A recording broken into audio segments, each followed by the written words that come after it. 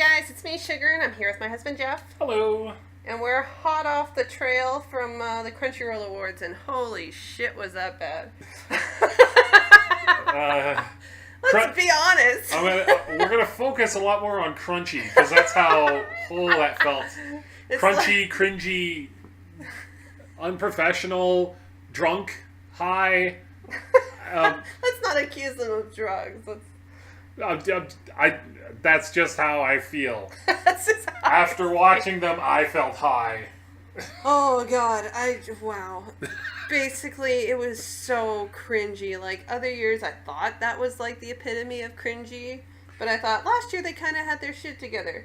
This year was like, wow. They took all the worst concepts of like any award show, including gaming. They're like, let's do that. Let's have a bunch of fucking people sit on couches and talk about their feelings and open a box full of paper. Like, who the fuck cares? I don't understand who this was aimed for. I don't understand. Should have been us. Okay, so I get it. Like, it's being presented by Capcom, so showing a lot of love for Capcom, Devil May Cry, that sort of stuff. That's fine. I don't have a problem with, in the middle of the awards show, having to, quote-unquote, shill a little bit. Yeah. That's fine. Make everything else not terrible. I don't get who the audience for this was. They barely had any people who anybody would really recognize. Yeah. They had two YouTubers, as far as I counted. Yeah, they had a couple of YouTubers, which Mother's Basement and Glass Reflection. And it was kind of funny, because Glass Reflection, you could see when they read the results, was visibly just upset. Yes. And then Mother's Basement had some sauce to add to it. I mean, you know what, though? At by sauce, I mean a little bit of, like, venom. He was not sauced.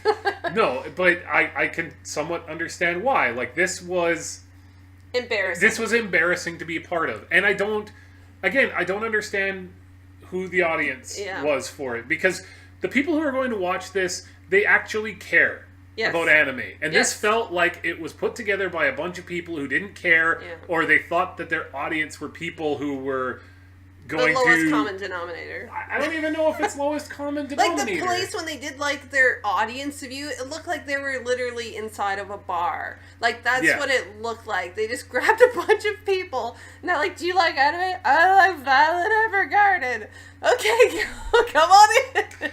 They were probably told that if you're in the audience, you could potentially win this Xbox One. And that was, okay. Yeah, exactly. I'll come in. Exactly. And I feel bad for people who went there expecting something better. I would have actually been really excited to be there last year. Yeah.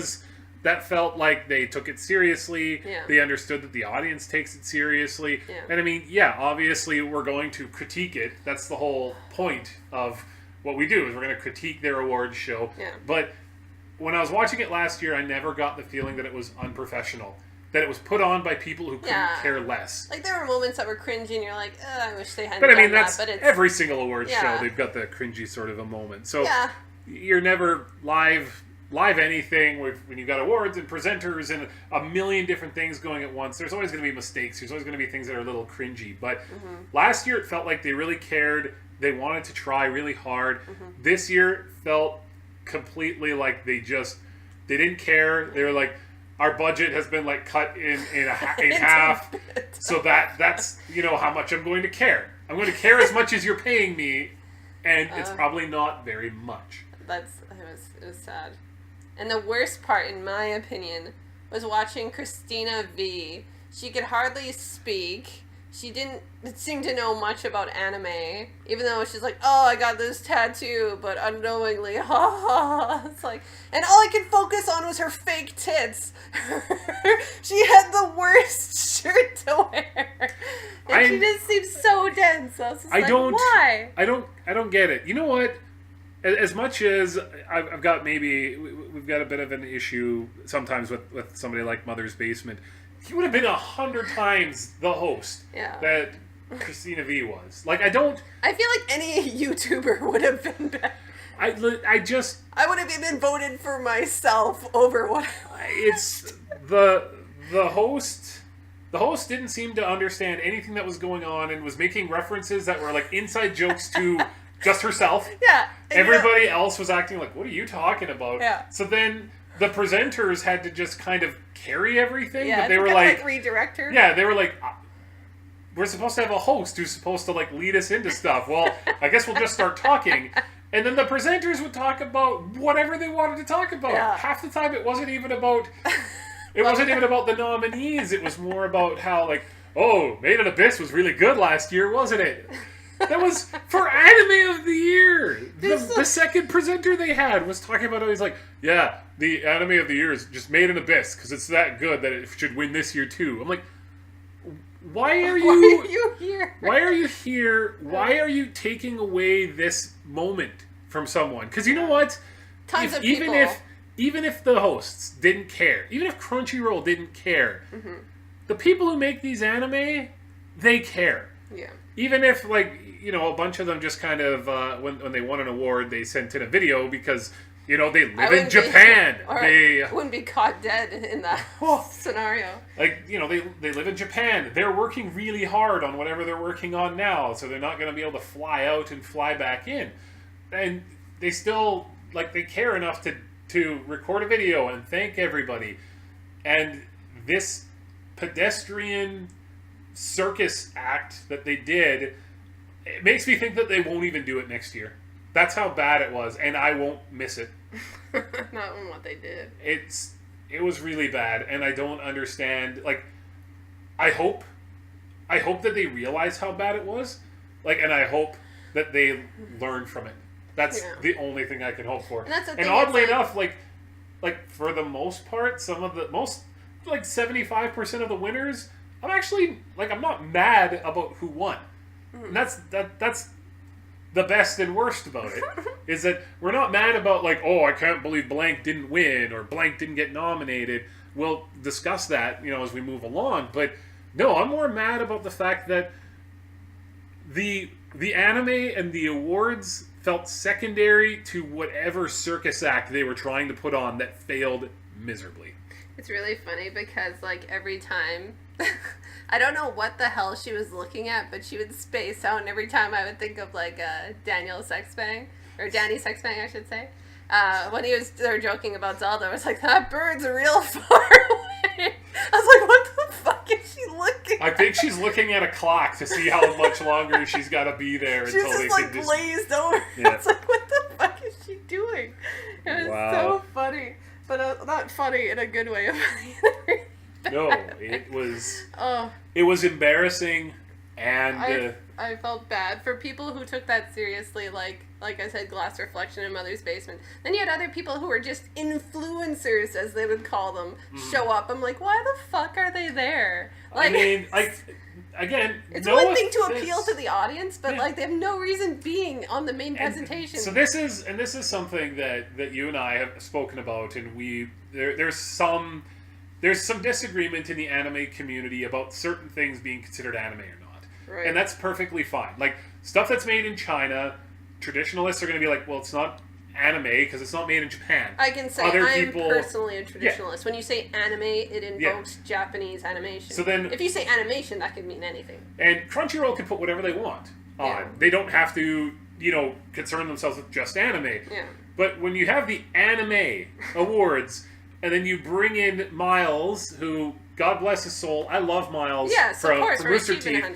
That isn't anime. It's not close to anime. It wasn't Ruby. I don't even know what the show is.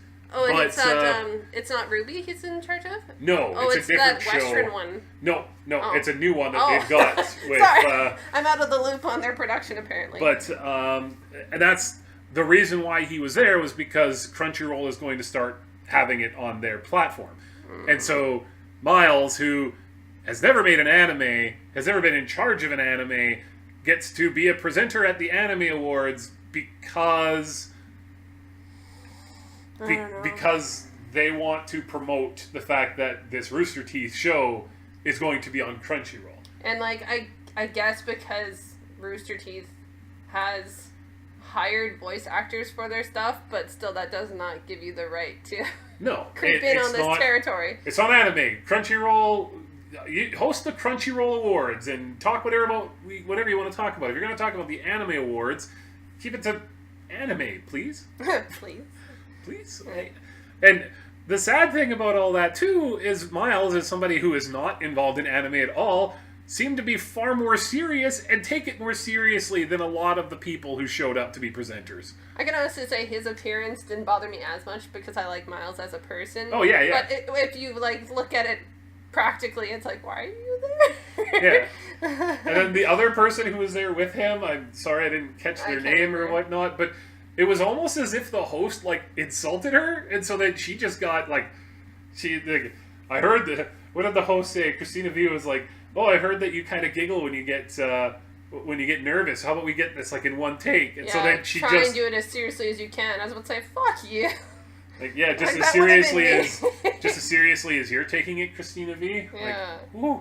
It's just Jesus Christ. Just because you're, I'll say this, and Christina V, if you want to come and yell at me or something that, go ahead. But just because you are a voice actor doesn't mean that you're a host of anything. Yeah. Oh, it was bad. The whole thing was, and you know what? Maybe if you had a better host, it could have kept things more in line. It could have kept things running more smoothly. But I'm not going to. It would be improper of anybody to be like, well, it's Christina V's fault. No, it's more inducive of just them having no idea what they were doing. This felt like something it felt like their first crack at an award show, and that they were in the 1990s. It felt so out of touch. It felt so. It felt wrong. It's insulting. Is what it is. It was insulting to the audience and insulting to people who actually care about anime.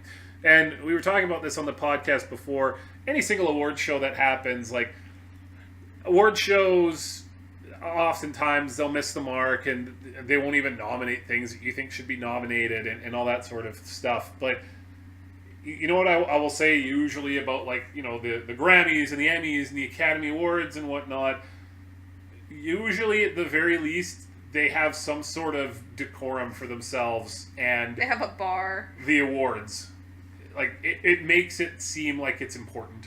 Yeah. And here it felt not even secondary. It felt like something that they just had to do to continue with whatever it was that they were wanting to do during the show. The thing that was really embarrassing too is, don't get me wrong, I say crap when on the channel I say things that are pronounced incorrectly and I try and say it properly. But at a venue like this, there's no reason why you should be saying a person or a topic's name incorrectly. That's bad. Yeah. I get it, but it's at the same token, it's you're supposed to be the pinnacle of anime, and you should be knowing these things forward and backwards. You should be practicing these people's names. You should be looking into this. You should actually know what some of these anime are. So if you want to make a joke, it lands. You can't just make a joke on what you see in the 5-second snippet of a fucking nominee trailer. Take it seriously. It lets other people know that anime is taken seriously. It's not just a fucking hobby. It is a hobby, but I mean, a lot of people think that anime is a kid's hobby. That it's very, can I say adolescent, in the sense that adults shouldn't be watching it. You shouldn't take it seriously. It's nothing of value. And that's the same way with animation in general, but specifically anime. A lot of people are it's either porn or shit. And when we give them a reason to think that, it doesn't help anime. Yeah, especially if somebody saw that from out externally, it would have been a fucking joke. Oh yeah, it's so they don't take it seriously. Obviously, is what I thought. They don't take it seriously. It doesn't matter. It's even people who are into it, who are hosting an award show about it, they obviously don't care to even try. So it's well, thanks for demeaning us all. Yeah, basically.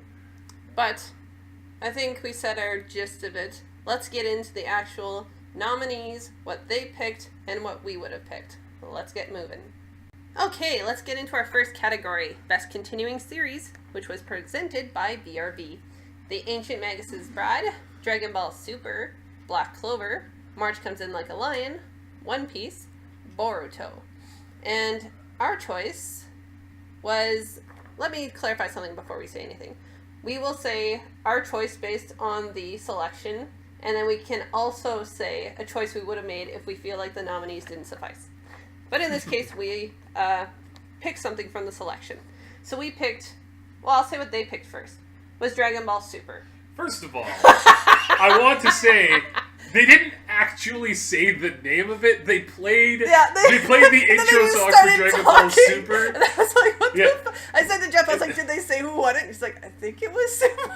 Yeah, so they showed just the Crunchyroll and like Twitch logo, and then they were playing the intro music from Dragon Ball Super, from like the Tournament of Power arc, which, hey, that's an awesome intro. I like that song, but you didn't even announce who the winner was. Yeah, I was like, you just showed it. I was like, okay, they said the nominees. It's like, I think he was implying that I think it was Dragon Ball Super. Yeah. But even like with a show, like, I shouldn't say like a show, but this is kind of a show where we even have an outline. In front of me right now are papers indicating what we should be doing. As you just saw, I might not know exactly how to state how we're going to do it, but I know what we're doing. You know, there's some sanity to this madness. So, Dragon Ball Super.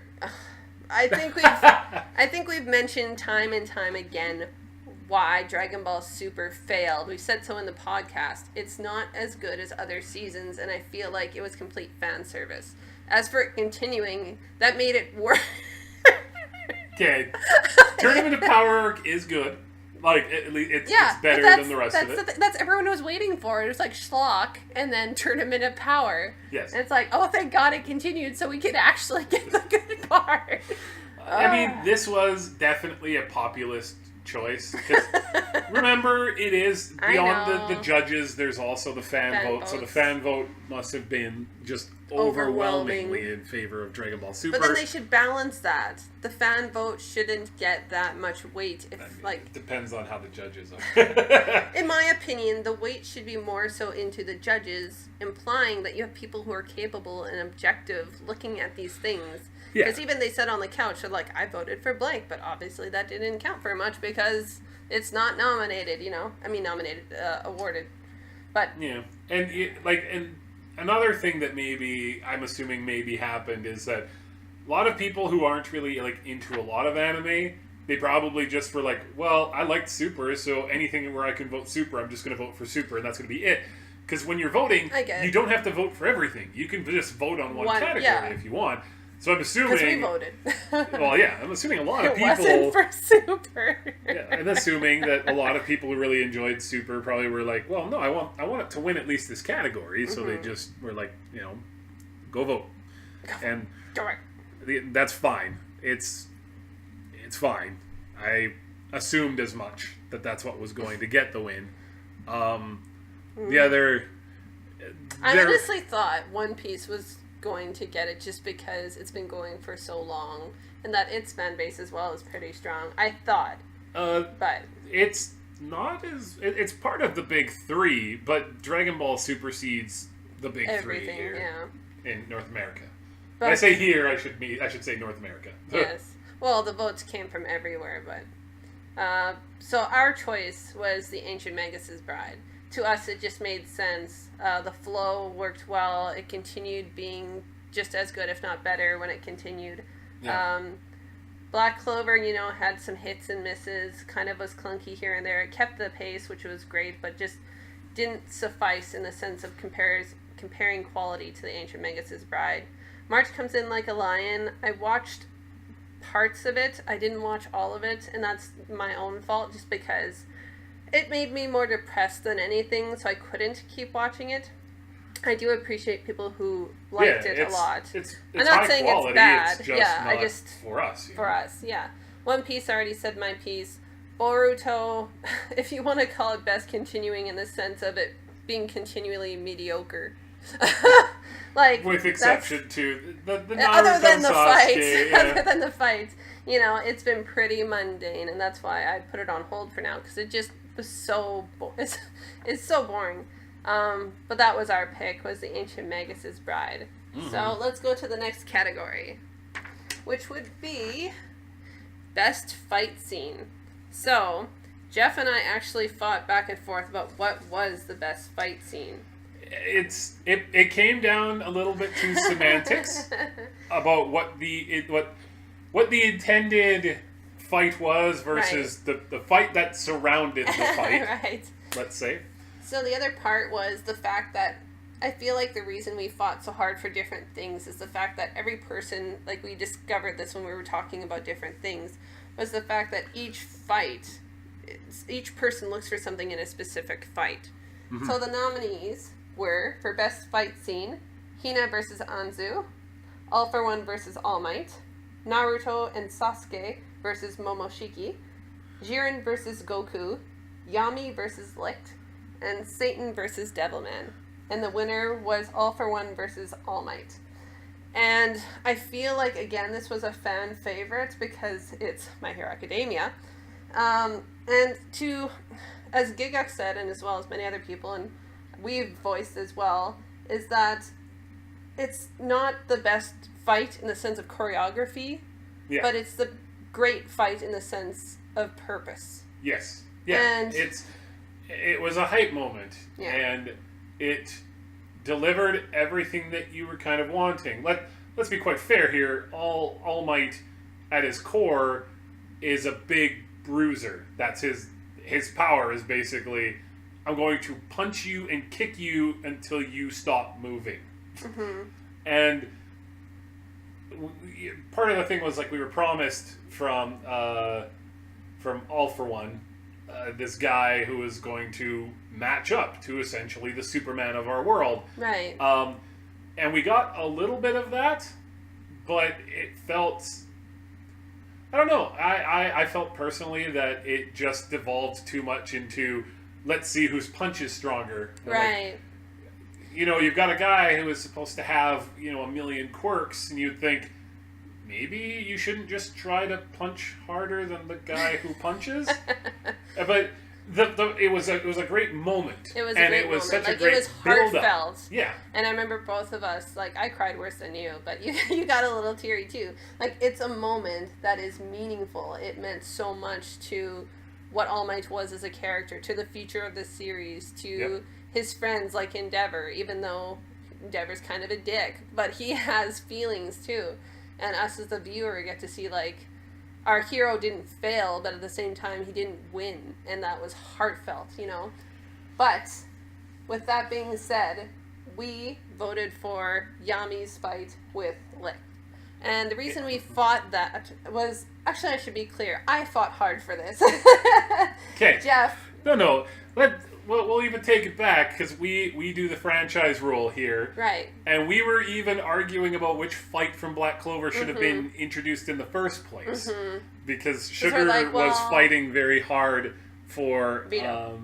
Vito versus the Black Bulls. Yeah.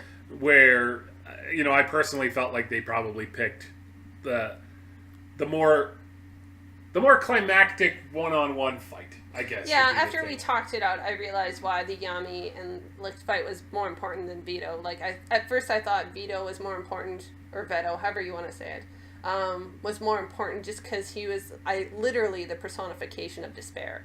And that works so well with, obviously, fighting in a moment of sheer despair. Where moments earlier you see him, like, crush someone's vocal cords and break off someone's leg. Like, that is despair. Somebody whose dream was to dance and the other whose dream it was to sing can no longer do that.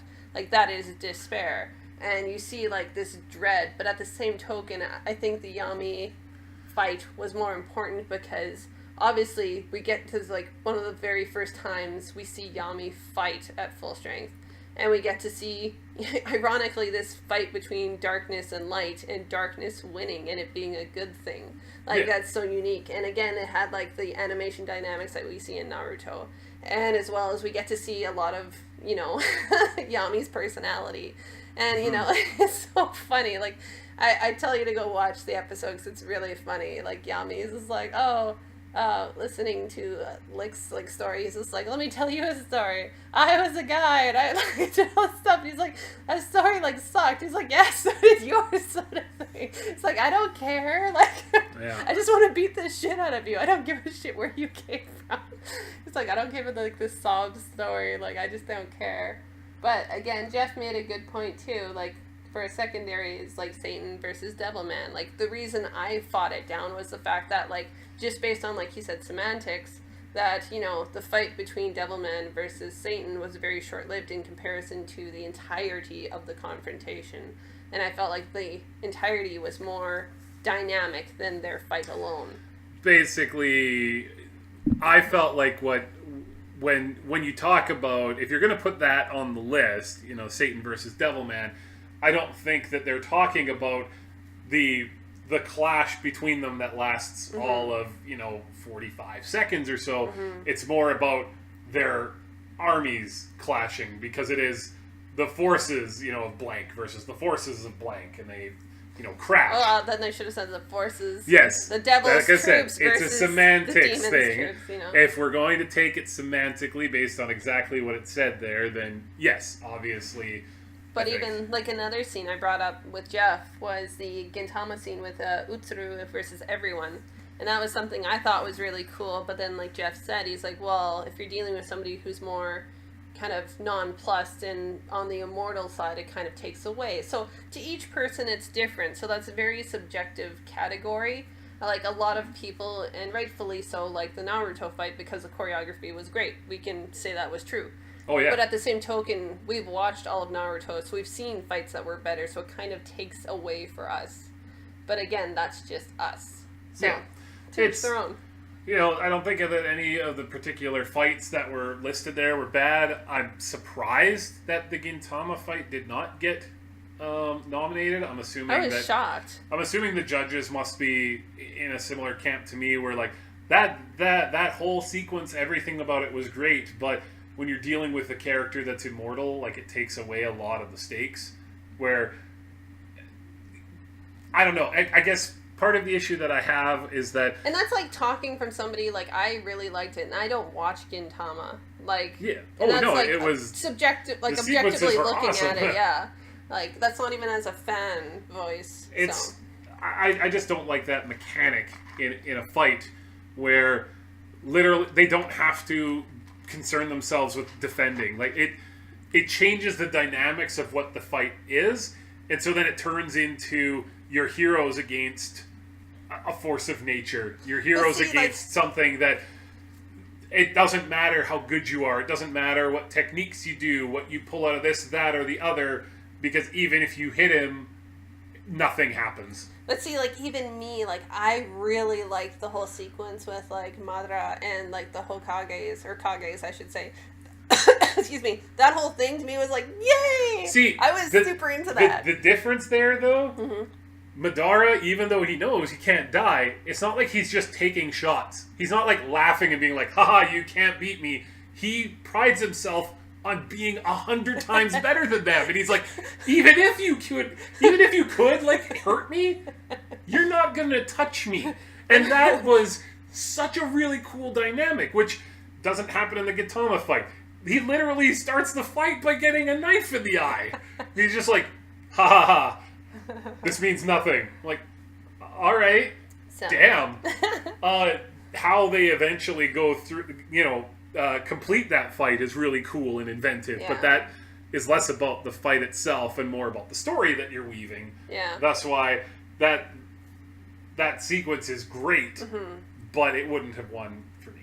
And Gintama as well, I feel like its fight is perpetuated by the emotional stakes. You know? Like, it's a big deal. So, either way, everyone has their taste. So, I think any answer that was on the list would have been... I don't know about the Hina and Anzu. But well, we're just not big fans of the show. But anyways, those are our picks. You can let us know, and we'll move on to the next nominees. So the next one we're going to do is Best Antagonist. So we have Ryu Asuka from Devilman Crybaby, Akane Shinjo from SSS Gridman, SSSS. stupid to say. Gridman. Just call it Gridman. All for One from My Hero Academia. Yuri from Megalobox. Tokoshiro Tsurumi from Golden Kamuy. And Momonga from Overlord. And their choice was All for One. And we agreed. So, based with the other ones, I would say especially the one that was kind of a contender for us would be Rio. But the reason why it didn't end up winning for us was because it just felt like he would have been a better antagonist if he knew all along that he was the devil. Spoiler. We're gonna. Well, I think we'll just title it. Maybe we'll probably put on the title for the video. Spoilers for us to explain this properly. Yeah. Don't get us wrong. He still did bad shit before he found out he was the devil, but it felt like it would have been more of a power play if he had known. Yeah.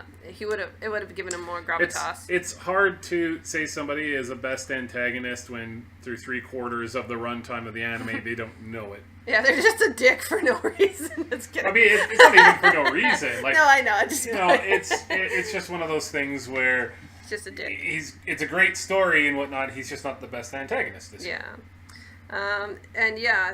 The only one we were kind of going back and forth with Momonga from Overlord, but really, if you look at it, he's more of a protagonist than antagonist. Like by definition alone, you're like just because your protagonist is an evil character, that doesn't negate them from being the protagonist of that story. Exactly. That's perfectly fine. Your protagonist doesn't have to be a good guy. Exactly. And then as for Tsurumi, he was evil in Golden Kamuy, but he's also done some good things too, so I wouldn't really... the bigger villains to me isn't Tsurumi, it's some of the other power players. He's also has brain damage, so you can't really He's crazy, and yeah. But I would say that his type, and it's not to say that being crazy doesn't give you license to be a great antagonist. I would argue that the Joker, he's basically crazy, mental issues, yeah. but he also shows the ability to plan things out, and his type of crazy, quote unquote, really really works. Whereas here is Tsurumi, I love him. And he's a very interesting character, but it's more of a circumstances thing, and the fact of the matter that again, he's a fine antagonist. He's not the antagonist of the show, because there's lots of those going around. Mm-hmm. And lots. And quite frankly, everybody is just doing what they can to go after the goal. That's just what it is. Yeah. That was part of the issue as well with, I think there was another person that we were maybe talking about who wasn't nominated, and we were like, well, he is an antagonist, but... Do you know who that was? I don't remember. We were just listing off, we'd listed off probably 5 or 6 other people that we could have talked about. Yeah, because we were kind of getting to nitpicky, where it's I was like, well, I think that person would be a good antagonist, but you made the good point where you're like, well, it's a group of people rather than one standout baddie, Yeah. So it's kind of hard to pinpoint, be that's, here in Tsurumi, it's hard to be he's the problem, so to speak. It's there's other bigger problems. Yeah, and Yuri, oh my goodness, it's another boxer. Yeah, oh he's my kind God. of a jerk. Yeah. It's, that is what it is. All for One distinguishes himself from the rest, because, obviously, there's lots of antagonists in My Hero Academia, mm-hmm. but he is the antagonist. He distinguishes himself to the point where, everybody... The only other being that exists in this world that has had as much of an influence is Stain, and Stain is more he's also a great antagonist, but for entirely different reasons. Right.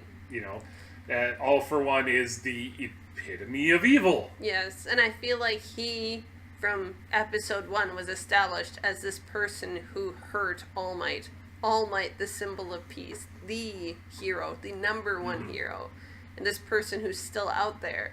And finally, when we see this ominous force, his aura is so intense that, you see the kids throwing up. You see that he has no sympathy.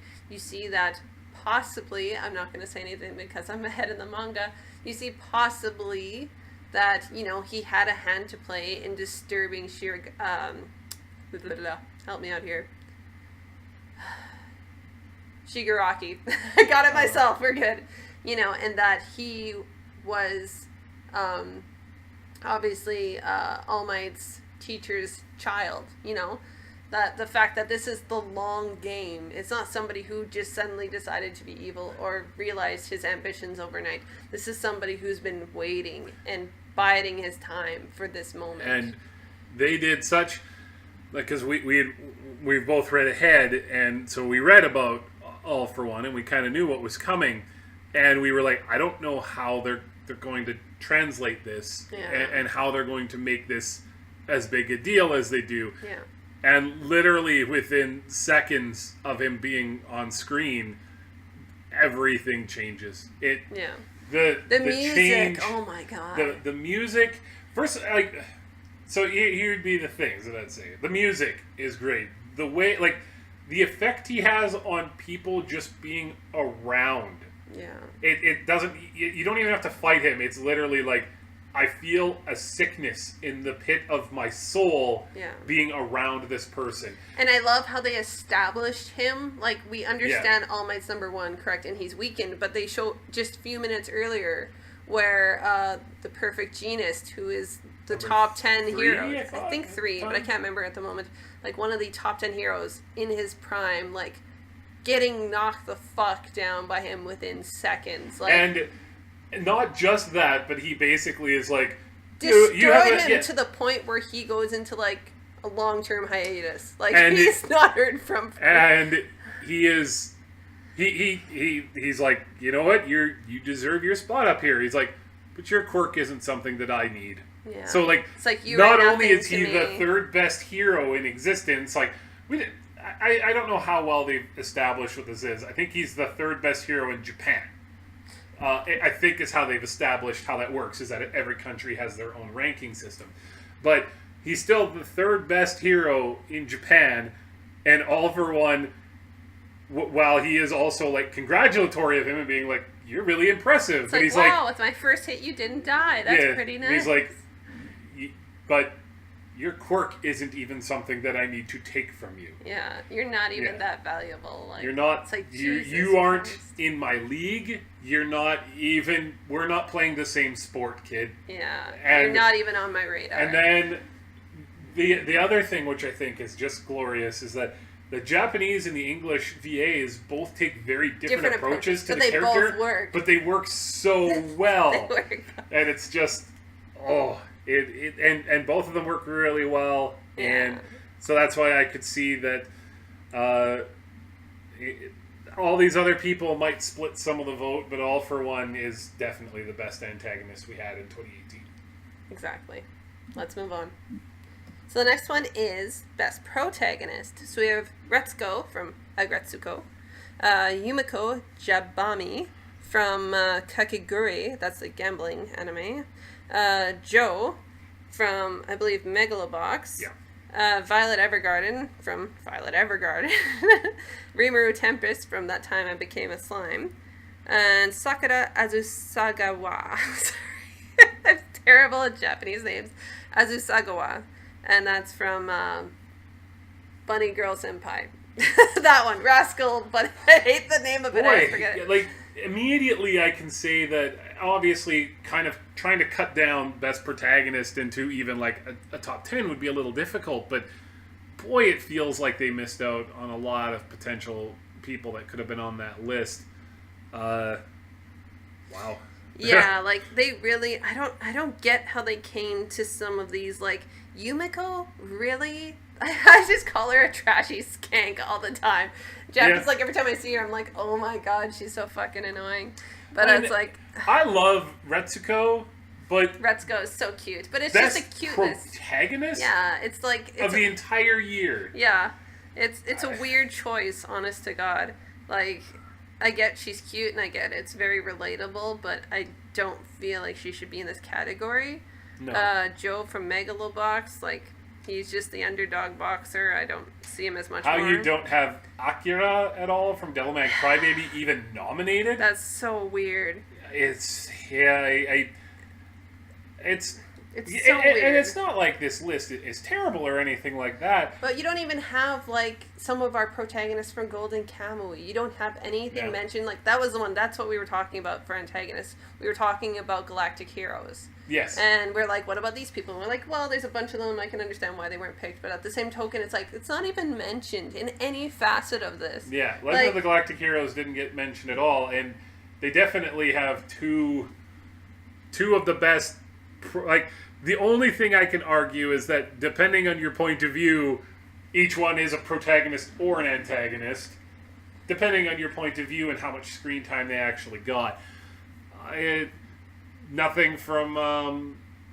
And again, this might be an issue of you kind of have 3 protagonists, but nothing from Karakuri Circus.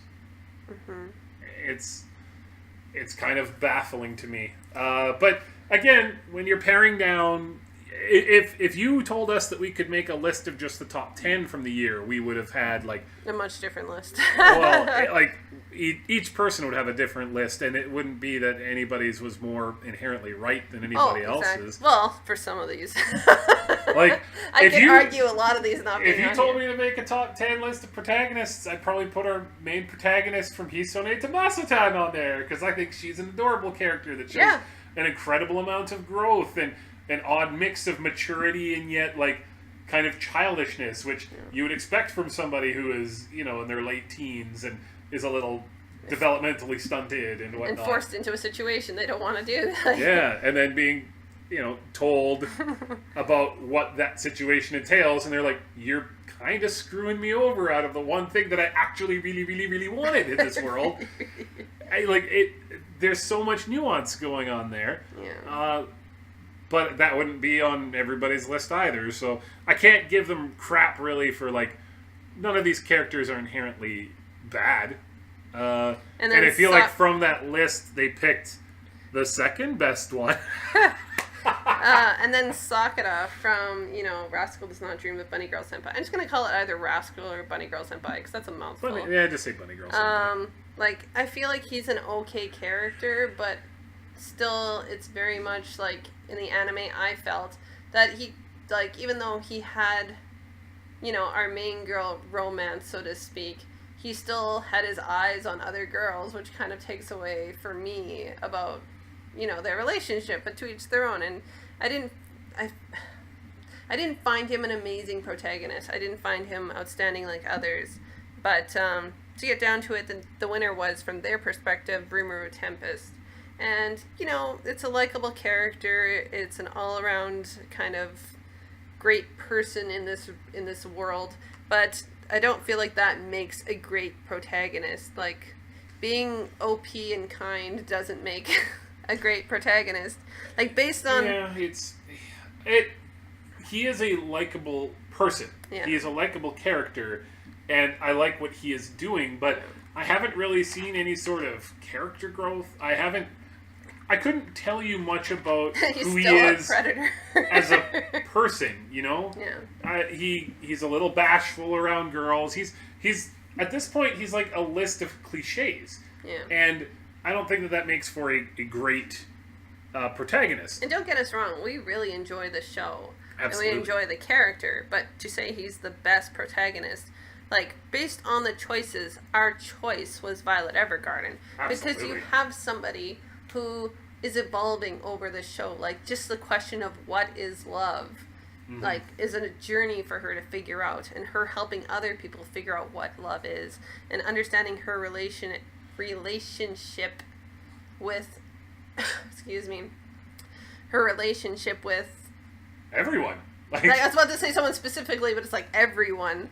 And, you know, she has the most developed character out of all the ones mentioned. She's the one who has the most development. She's the one who has actual internal monologue that we hear. We get to see her interactions with others. But if we're not looking at just their choices, our choice was actually Ash from Banana Fish. Yes. Ash Lynx? Yes. I believe is his last name. He is such a complex, intriguing character who has this maturity from having grown up in what is essentially an adult lifestyle. So he has this sort of demeanor as an adult. He orders around adults, and some of them like worship the ground that he walks on, basically. But like that's part of almost like it's part of the job. It's part of a facade that he has, and so then you get to see the more childish elements of him. He's only 16, 17 years old. He's in his teens, and what he's had to live with and live through, and he comes across like, well, all this did was make me stronger. I'm a stronger person for it. Right. But then when you kind of see him in his when he's letting down his guard with a couple of other characters that allows him to do that, you see that more vulnerable side of him. You see, I think, the kind of person that he actually wanted to be, and the reflection. Like, I think Ash, when he looks at, well, not the protagonist, but our AG. other... Yeah. When he looks at AG, I think he sees the kind of person and the kind of life that is what he ideally wanted. But seeing all of that work itself out over the entire runtime of the show, I don't think that there was any other protagonist this year, in 2018, that really stands above him. Right, like Ash had to deal with so much. Like, you're dealing with somebody who's had the gang mentality and gang lifestyle for all of his life, basically put into child prostitution, was raped several times from what we've seen, and you know, his relationship with AG just shows that he is in fact a child, or can I say a young adult, and the fact that he doesn't get to be that in his life. He has to be an adult, portrayed as an adult. He's incredibly intelligent, and it's kind of sad to see that his intelligence is used in this way of, you know, trying to outsmart other gangs, trying to outsmart the people that he's forced to live with, and so forth. And like, his dynamic with other characters is really lovely, and anything that's done is done intentionally, and I thought it was very good. And there's this mix of, like, part of him wants revenge. Part of him is like, I want all of this to burn to the ground. I Part deserve of it, that. Yeah. Part of it is also like, I have to do what is right. Yeah. Like, if certain things get out into the general public, like, this is everybody's life forever now. Like, what I'm going through is what everybody has to go through. There's the part of him that just wants to leave everything behind and be like, I have an opportunity to just get out. Yeah. But there's that the element that of it that he knows. Yeah, he'll always be chased, and that what is the right thing for him to do? Is the right thing for him to get, you know, his revenge? Is the right thing to stop the bad stuff from happening? Is the right thing to escape and get as far away as you can? And he's got both innocent people and not innocent people that are under his care or are working with him despite maybe not being under his care. And it's done in such a way that it's all believable.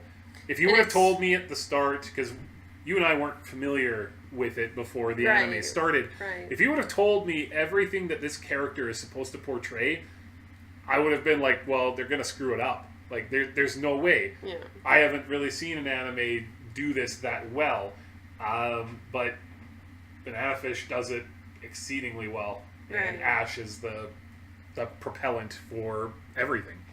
And that's the thing. When you see his journey, it's really heartbreaking, because you see Blanca, the person who is like a father figure for him, who was a hitman, gives him the opportunity to leave, and he doesn't take it. And then in the end, when he gets his second chance to be with Edgy and leave, and he finally decides to go, he gets killed. Like, it's heartbreaking that finally, when you decide to make the right decision, you get fucked over, which has been his entire life. Yeah. Anytime he's wanted to do something, he's been fucked over. And that's really what it came down to, and it was heartbreaking. And, yeah, it was just good. If you haven't watched it, go watch it. Oh, yeah. I mean, if I haven't totally spoiled it for you, which I did. Don't get us wrong. Like, Banana Fish was not our anime of the year or anything like that. But it's in our top 10. It's excellent. And on so many levels. Yeah, and if you have any sort of interest at all in, like, you know, stories about, like, 80s, gangs and police, the 80s and all that sort of stuff, if you're the kind of person who watches, you know, Goodfellas, and you watch The Godfather, and you're like, I want more stories that are like that. Give it a shot. Yeah. It's really good. It's a good and time. Ash is a fantastic character. Exactly. Let's go on. So the next one is Best Director. We have Masaki Yuasa, which was Devilman Crybaby. Atsuko Ishizuka, which is A Place Further Than the Universe. Yu Moriyama, which is Megalobox. Yohei Suzuki, which is Planet With. Taichi Ishidate, which is Violet Evergarden. And Hiroko Utsumi, which is Banana Fish. And the winner was Masakai Yuasa, which was Devilman Crybaby. And, you know, when you have these big contenders together, and it comes to a point where you have to pick apart what would be, you know, what obviously the director does, which is kind of translating from the manga to the anime, but as well as, you know, giving it some extra kind of spice, can I call it that? So our choice was A Place Further Than the Universe. Wait. Yep. Is it? Yeah. No, because it's Planet With. So A Place Further Than the Universe, was it? Oh no, I'm reading the wrong one. I'm sorry. I was like, wait, Planet With? I was like, that's not it. Yeah, A Place Further Than the Universe. Very sorry. Which is Atsuko Ishizuka. So the reason we were debating back and forth, because we're not mad that Devilman got it. The other one was Violet Evergarden, because you're looking at, that was really the two it was between for us, was Violet Evergarden and A Place Further Than the Universe. Because Violet Evergarden is just all around the boards amazingly beautiful animation-wise. But my argument was for A Place Further Than the Universe, because even just looking at something like the bridge scene was just an amazing dynamic shot. And that whole sequence in itself, not even the entirety of the anime, portrayed so much that it was breathtaking. It's, again, you don't really have any bad picks here. I feel like if you had asked us to kind of come up with, well, you know, who do you think were the best directors for the year, we would have come up with a lot of these names in the first place. Right. So that, you know, we can't be upset or anything that the Devilman Crybaby director won. That was definitely a very different sort of visual flair. It was a different style. It deserves to be talked about. It deserves to be placed on a pedestal. At the end of the day, I think when we were talking about it, one of the issues that I have with Devilman, and it is more maybe of an art direction choice than anything else, but the style.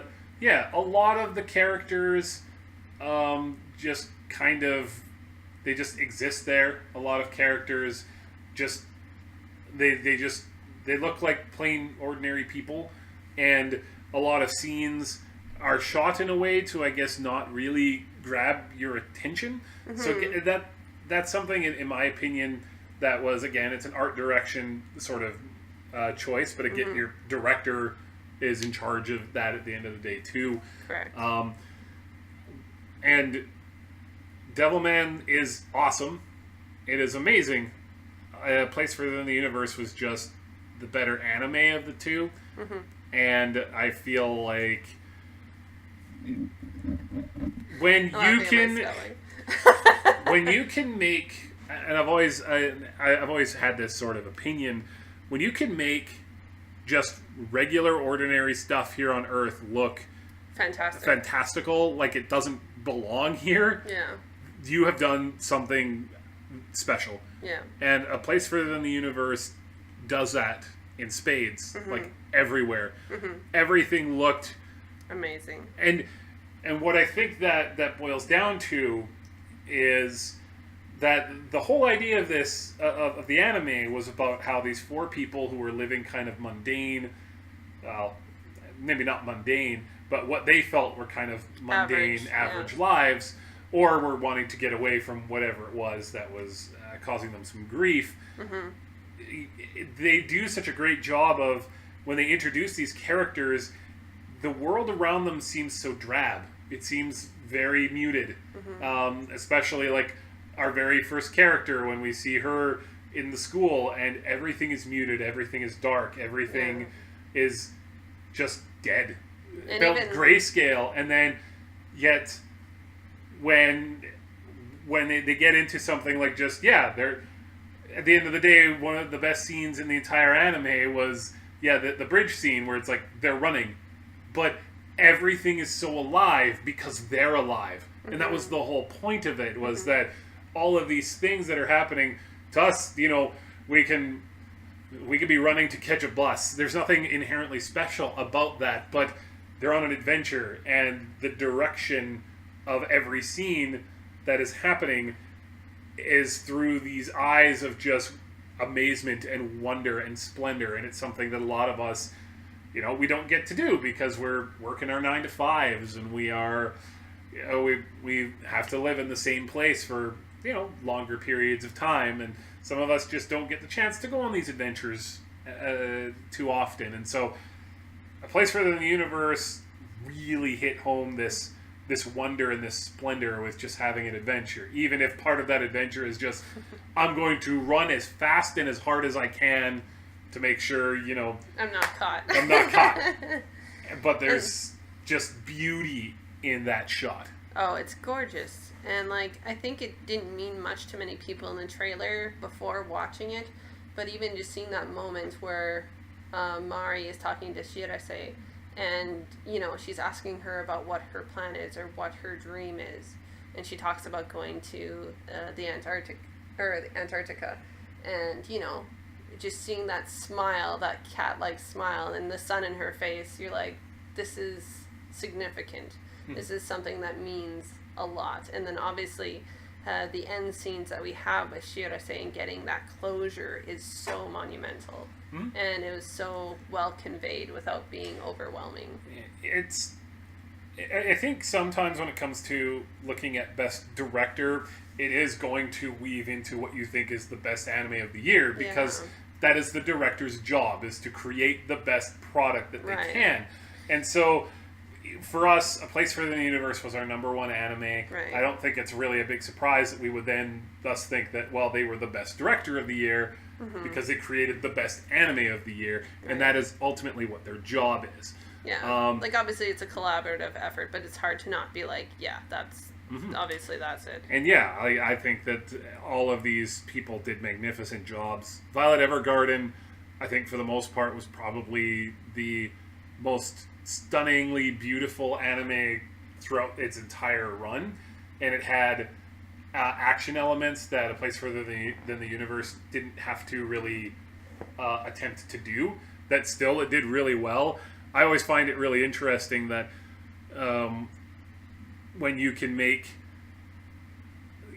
the scenes with her at the lake, when we're talking about Violet Evergarden. Oh, at the cabin. Oh, that makes me cry. It is stunning. It is gorgeous, and yet there are lots of directors and lots of anime that can do that. But then if you tell them, okay, now go make this fight scene look amazing and wonderful, and make terrible. The choreography great, it doesn't translate. Yeah. So I give Violet Evergarden a lot of credit for making war understandably dingy, dark, dirty, terrifying, and being able to show Violet in this dichotomy between this wonderfully splendid, beautiful, gorgeous woman, and yet this person who was, for much of their life, an object, and a weapon of war.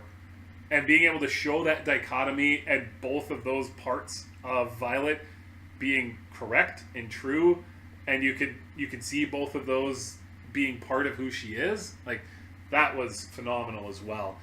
So you could tell, my big three would have been Place Further Than the Universe, Violet Evergarden, and Devilman Crybaby.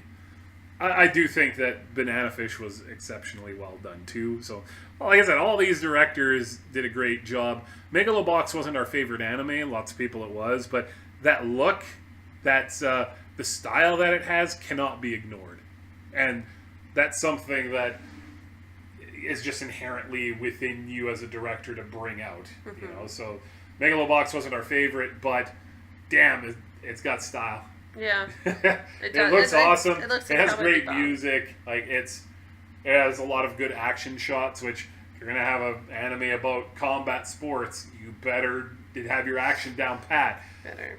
It just didn't hit us the same way it did with some people, but everybody here did a fantastic job. Yeah, each one brought something different, so that's the thing. But yeah, Place Feather in the Universe. Violet Evergarden, the interaction with the Major was very good as well. So let's move on.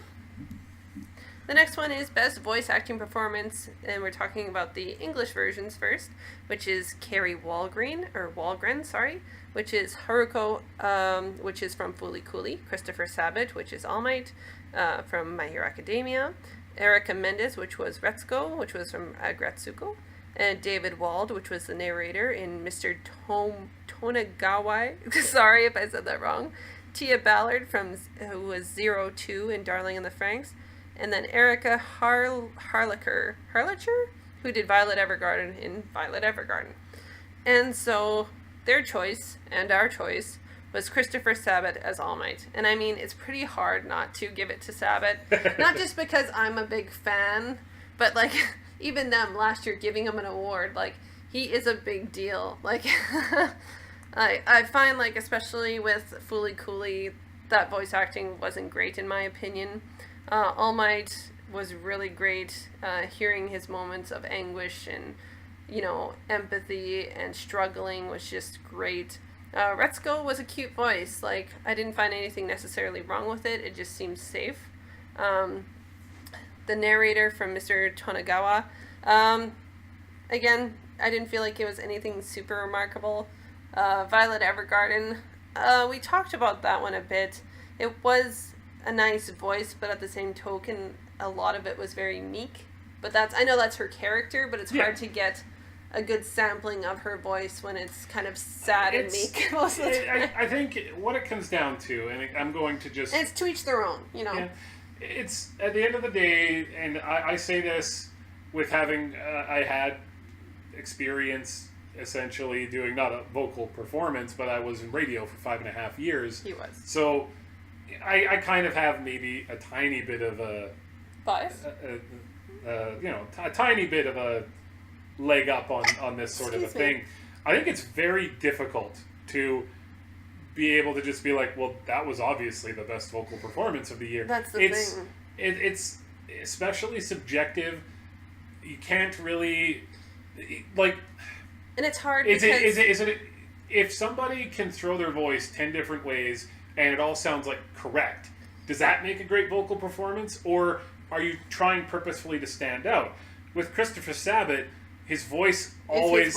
It sounds very similar, most of his vocal roles, or at least the ones that you typically think of when you think of Christopher Sabat. But that is something that resonates with people, and being able to... The minor inflections that you do to change that, that is also something that is especially difficult to do. If you were going to talk about the best voice actors, in anime history, are you going to pick the ones that can do 300 different voices, that can do 17 different, I can sound like I'm from New York or from Boston or from Miami or from London, France. Like, are you picking the person who can literally just, you tell them, I need a voice done, and they will be that voice? Or are you going to pick somebody who has an iconic voice? That's the thing. Like, you're dealing with, like, I made a video way back when about, English and Japanese voice actors, my top 10. And, somebody like Romy Park, who is insanely talented, insanely, like, diversified. And then you have somebody who didn't make it on the list, but is always, enjoyable to listen to, is Tad Havercorn. His voice is almost always the same. It's iconic, it, but it almost never changes. And there's two different ways of voice acting. Somebody who can really be a chameleon, and somebody who's just good at being themselves, That's the difference between a Billy West and a John DiMaggio. John DiMaggio sounds very similar in every single role he does. You can hear him in everything. And, like, as soon as a character starts talking, you can be like, well, that's a John DiMaggio voice. That's not inherently bad. Yeah, it's not bad, but it's not good either. But sometimes that isn't necessarily the best. Whereas Billy West, with exception to Fry in Futurama, which was literally just his voice, he can do anything. Yeah. You could tell him. He told a story. We were at a panel of his once. Yeah, we met him. He's super nice. Yeah, And he was talking about how when he started to do Bugs Bunny, and 4 different people who were involved in Looney Tunes at the time told him to do it 4 different ways because Mel Blanc's version of Bugs Bunny changed as he aged. And so he was like, they were telling me to make it more New York, or do this, or do it more like that. Do 10% of like this area or this kind of accent, and that not many people can do that. Yeah, and it's stunning to me that somebody like Billy West can do that. The issue that you come across with anime is when somebody can do all those things so well, they're obviously exceptionally talented, but they're probably never going to get the opportunity to do an iconic voice because they're so good at just doing them, sounding natural. Yeah. Christopher Sabat does not sound natural. He sounds epic. Yeah. And there's nothing wrong with that. Like, that's awesome. For somebody like All Might, you need to sound epic. That's the thing. He always plays, like, the only exception I can think of offhand right now is, like, Kino no Tabi, where he played the dog. Like, every other thing is, like, he's the big guy in every show. He's, like, the badass. Restaurant to Another World, he was a little bit more subdued he paid, like, the manly muted. Chef, though. Well, I mean, he wasn't, like, a big, ripply muscles or anything. He wasn't, like, Full Metal Alchemist or anything. But, like, but, like, he's always, like, the big guy, the muscle usually, There are a couple exceptions, but it's always you can hear his voice. And so that's why whenever you're talking about a category like voice acting, it's almost always going to end up going to the person who has that most iconic, that big voice that just stands out from everything else. His voice is so pleasant. And it's not to say like everybody here did an amazing job, and especially because again, radio host, very different than being a voice actor, but having made a career for a while out of my voice, I have nothing but the highest respect of course, for all of these people. And so to basically be like, whoa, the guy who voice acted Akira, well, that's not as good as the person who voice acted this or that. It's like, no, they all make anime come to life. And so I love you all. At the end of the day, it's an odd award to give out. Yeah. It's almost always going to just be given to the most iconic voice of that season. Yeah. And Christopher Sabat as All Might was the most iconic voice. His voice is perfect for that role. Yeah. Every time I hear All Might not in English, I'm like, this isn't All Might. Yeah, it's so this weird. This is not my All Might. It's like, oh, it's not as grandeur now. It's like, okay. But to each their own. So Christopher Sabat for us is the winner. But for each one of you, it could be totally different. It could be somebody not even mentioned. That's what we were trying to think of stuff, too, that weren't mentioned. And we're like, yeah, that was good, too. That was good, too. And it's like, but what makes it the best? I don't know. And half the time, the only time you really, really notice it is if it's really bad. Yeah. It's Hisone like, wow. Tommaso Tan, we listened to the first episode in the English. We're like, ooh. Oh, wow, that was I'm bad. not the biggest fan of this. Yeah, that's the thing. You get it runs into tons of problems with matching lips, timing, knowing like the personality of the person you're voicing. Like it's tons of things. But let's move on. We say moving on, but we're going into the same vein. Yes. So best voice acting performance, but the Japanese version. So we have Mamoru Miyano, which is Zombieland Saga, which was Kotaro. Soma Saito, who did Honda in the Skullface bookseller Honda-san. We have Megumi Han, who did Miki in Devilman Crybaby. We have Nao Toyama, which was Rin in Yuru Camp. Rereko, which is Agretsuko, sorry. And we have Reina Ueda, which was Akane in Gridman. So again, this is a hard one to kind of say, oh, this is objectively the best. But for us... Again, it's iconic. That's... With our main pick for this one especially, Crunchyroll's pick and our pick was Mamoru, who did Kotaro from Zombieland Saga. And, it seemed like an easy choice for us for this one specifically because you're dealing with somebody who has shown time and time again how talented they are as a voice actor. Like, and they're just talented in general. But you're dealing with you know, somebody who legitimately sounds like they're having a wonderful time. Like, they are making the most of this character while also, like, probably, like, coming into work being like, fuck yeah, I get to do this today. Like, he is so funny. Like, I just think you can feel the excitement in the performance. Somebody could have underplayed it so much more, and he cranked it right up. Oh, yeah. He is... If you would have told me that the best character in an idol show featuring zombies was going to be their business manager, essentially, and potentially creator, I have no idea at this point. I don't think we know yet for sure in the anime. Would be their business partner, the business manager is. I would have been like, okay, first of all, what is this anime? You're crazy. And second of all, like, no, obviously not. You're talking about, it's an idol anime. It's going to be one of the idol. It's going to be one of the idol performances that will obviously be the best because they have to carry it. Mm-hmm. But no, it is 100% Mamoru who carries it the entire way through, and it's not just the fact that he is basically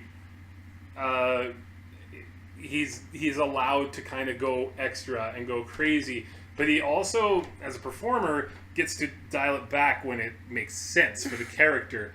So there are moments where, again, to spoil slightly, where he is bombastic and like the girls are like, "Why are you doing this to us?" And he's like, "Screw you! You're a bunch of zombies. What are you gonna do? You're gonna fire me? You're gonna go try and fight off the cops? Like, you're gonna do what I tell you to do because if not, you're gonna get your stupid zombies. You're just gonna get buried in the ground again."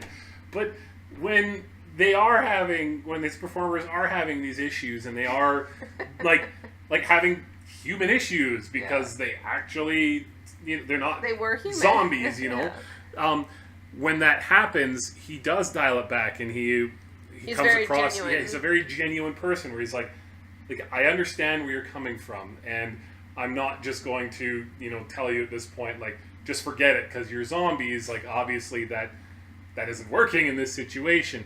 So he dials it back.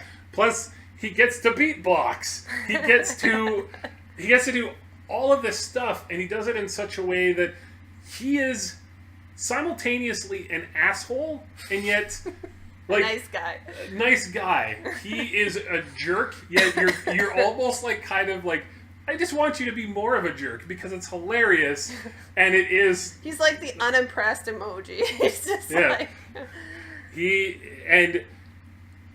I honestly think this anime fails without a performance like that. Yeah. I wouldn't say it fails. It just wouldn't be as enjoyable. Like, whenever he gets worked up, it kills me. Like, I laugh so hard, and Jeff has seen me laugh incredibly hard watching him. Where it's like, come on, stupid! And then even after a while, it becomes like a bit where he's like, you're gonna yell at me, aren't you? No, I'm not gonna yell at you. You idiot!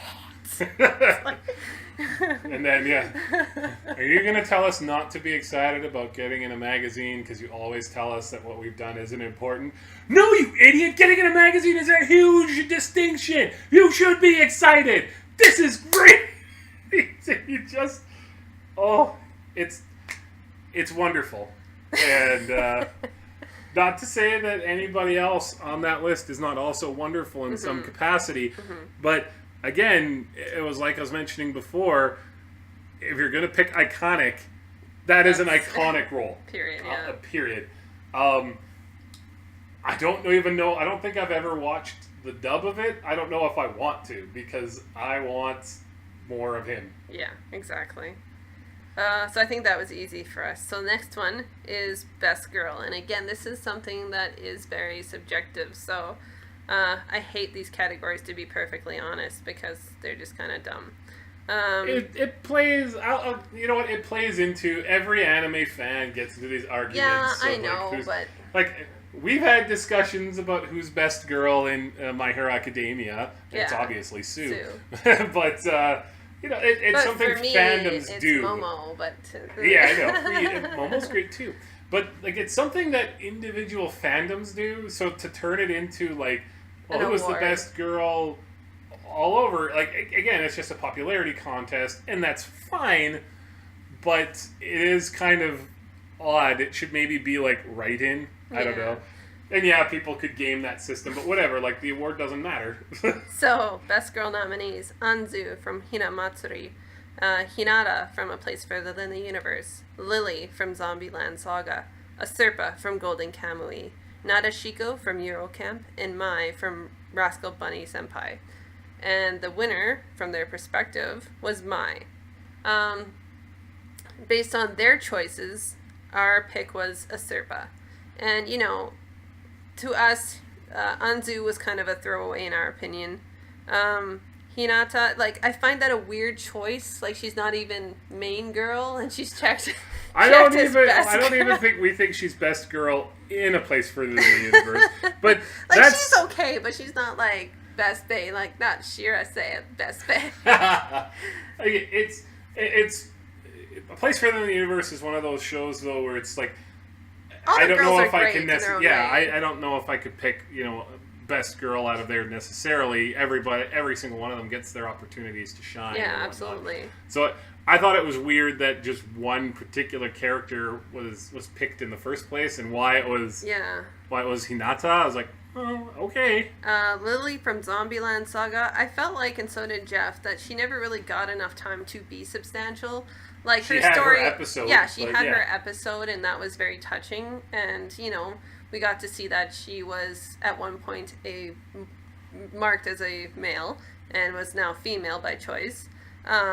And that was great and a very powerful message. But at the same token, other girls had more time and more quantitative time. It never seems to really inform her characterization, I guess would be my thing. Where it's like, it was a sad episode, and that's it. Yeah. She's a cute girl, and she will continue to be a cute girl, and that's great. Yeah. I love that part about her, but that doesn't make her, you know, best girl material, in my opinion. Well, that's the thing, and especially when you're dealing with a bunch of other girls, like, all of them have their own personalities, and I feel like all of those have more substantial time to grow than Lily. Like, that's the weird thing. I don't know if it's just because of the whole thing with her sexuality, or what was the reason for picking Lily. But like, even you and I said Saki, who's the one who's like a gang member, was very funny. Like, she's the gruff one. She's the one who says it like it is, and we get her episode, and we get much more time with her.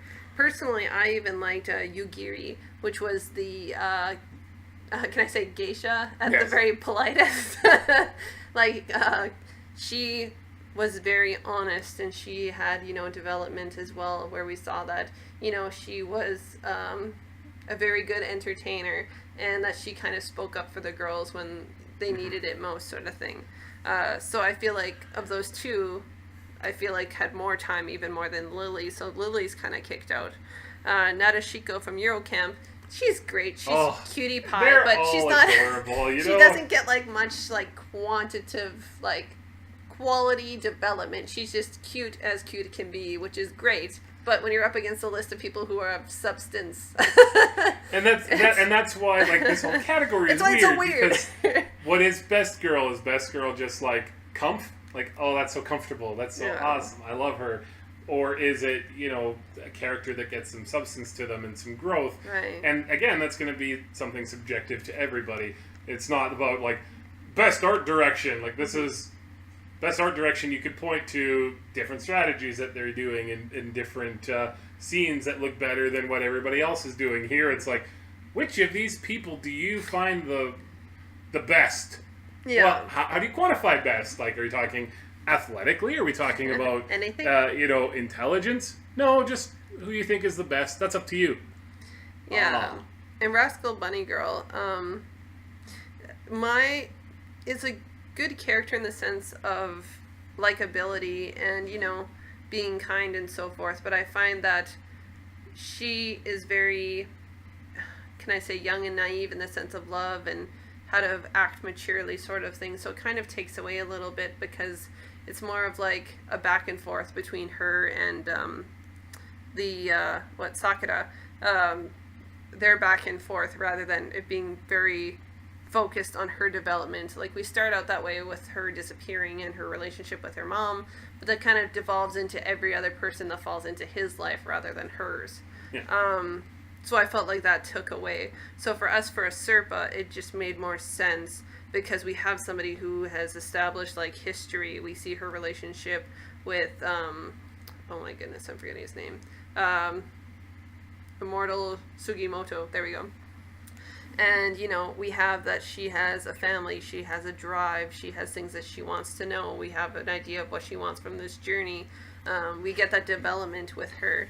If we're looking at just choices outside of what's given, Jeff and I both agreed that it would be Miki from Devilman Crybaby. Because you have somebody who is genuinely kind, genuinely thoughtful, well-intentioned, but gets fucked over by society. Well, I mean, it's not just about that. It's no, I know. about the strength and courage to do what is right despite... You know, obviously retaliation. Yeah, it's... Yeah. And she's not stupid. She knew what she was doing would literally put her life at risk. Yeah. But she's like, sometimes you just do what's right. Yeah. And, you know, screw the consequences. Yeah. And... yeah, throughout the whole thing, like, she got... she always thought the best of people. She always thought the best of people. She is an especially great person. I would say throughout the entire runtime of the series, she is by far the best example of the best that humanity can be, which is something that the show does not do a very good job of showing 99% of the time. Well, it does a good job of showing how shitty the world is, even... current world. And I think that if you're going, like, even if you want to go, like, with the cliche, like, oh, what makes the best girl? She is super talented, she's very sweet, she's attractive, like, all those things that you're just having that cliche argument. Plus, yeah, she's got that... super humble. Yeah, she's got everything going for her. I think that she is far and away the best girl this year. Yeah, and honestly, even if it wasn't just our choices, after Miki, I would probably put a Serpa from Golden Kamuy. Yeah, exactly. Another character where they have this stunning ability to show, like, a lot of maturity, yet allow them to be childish in certain ways. And she's young. I love that. I love that in the same episode, she can be talking very much about, you know, let's have some reverence for Mother Nature and all, like, you know, the land gives and we take of it, but then we give back. Yeah. And then making jokes about Dick Sensei. Like, yeah, stuff like that. And like that. One thing that Jeff and I always do, even with cooking now, it's like, oh God, why aren't you chopping? Say it when you chop. Yeah. And her... And it's always very interesting that a lot of the other characters treat her as an adult. Yeah. And yet it's Sugimoto who is almost always the one who's like, you are a child. You are a child. and gives her ample opportunities to, like, this is a screwed up situation. Lots of people are going to die. You don't have to do any of this. Yeah, I'll do it for you. Yeah, I will do it for you. And she's like, well, no, that's not how I was raised. That's not how this is going to happen. She's an awesome character. And I feel like her losing out to Mai just is like stereotypical of what happens when you're talking about best girls. Yeah. You pick the one that's super cute and hey, dressed in a bunny suit versus the one that's dressed in, you know. And you know what? I'm guilty of it too. I pick Sue as best girl, and she doesn't get as much substantial growth as... No, but you know what? She does. She gets her moments, and she got some in, as well as some more development in the zombie OVA. So... No, she's great. She's great. So now let's hop over to the next one.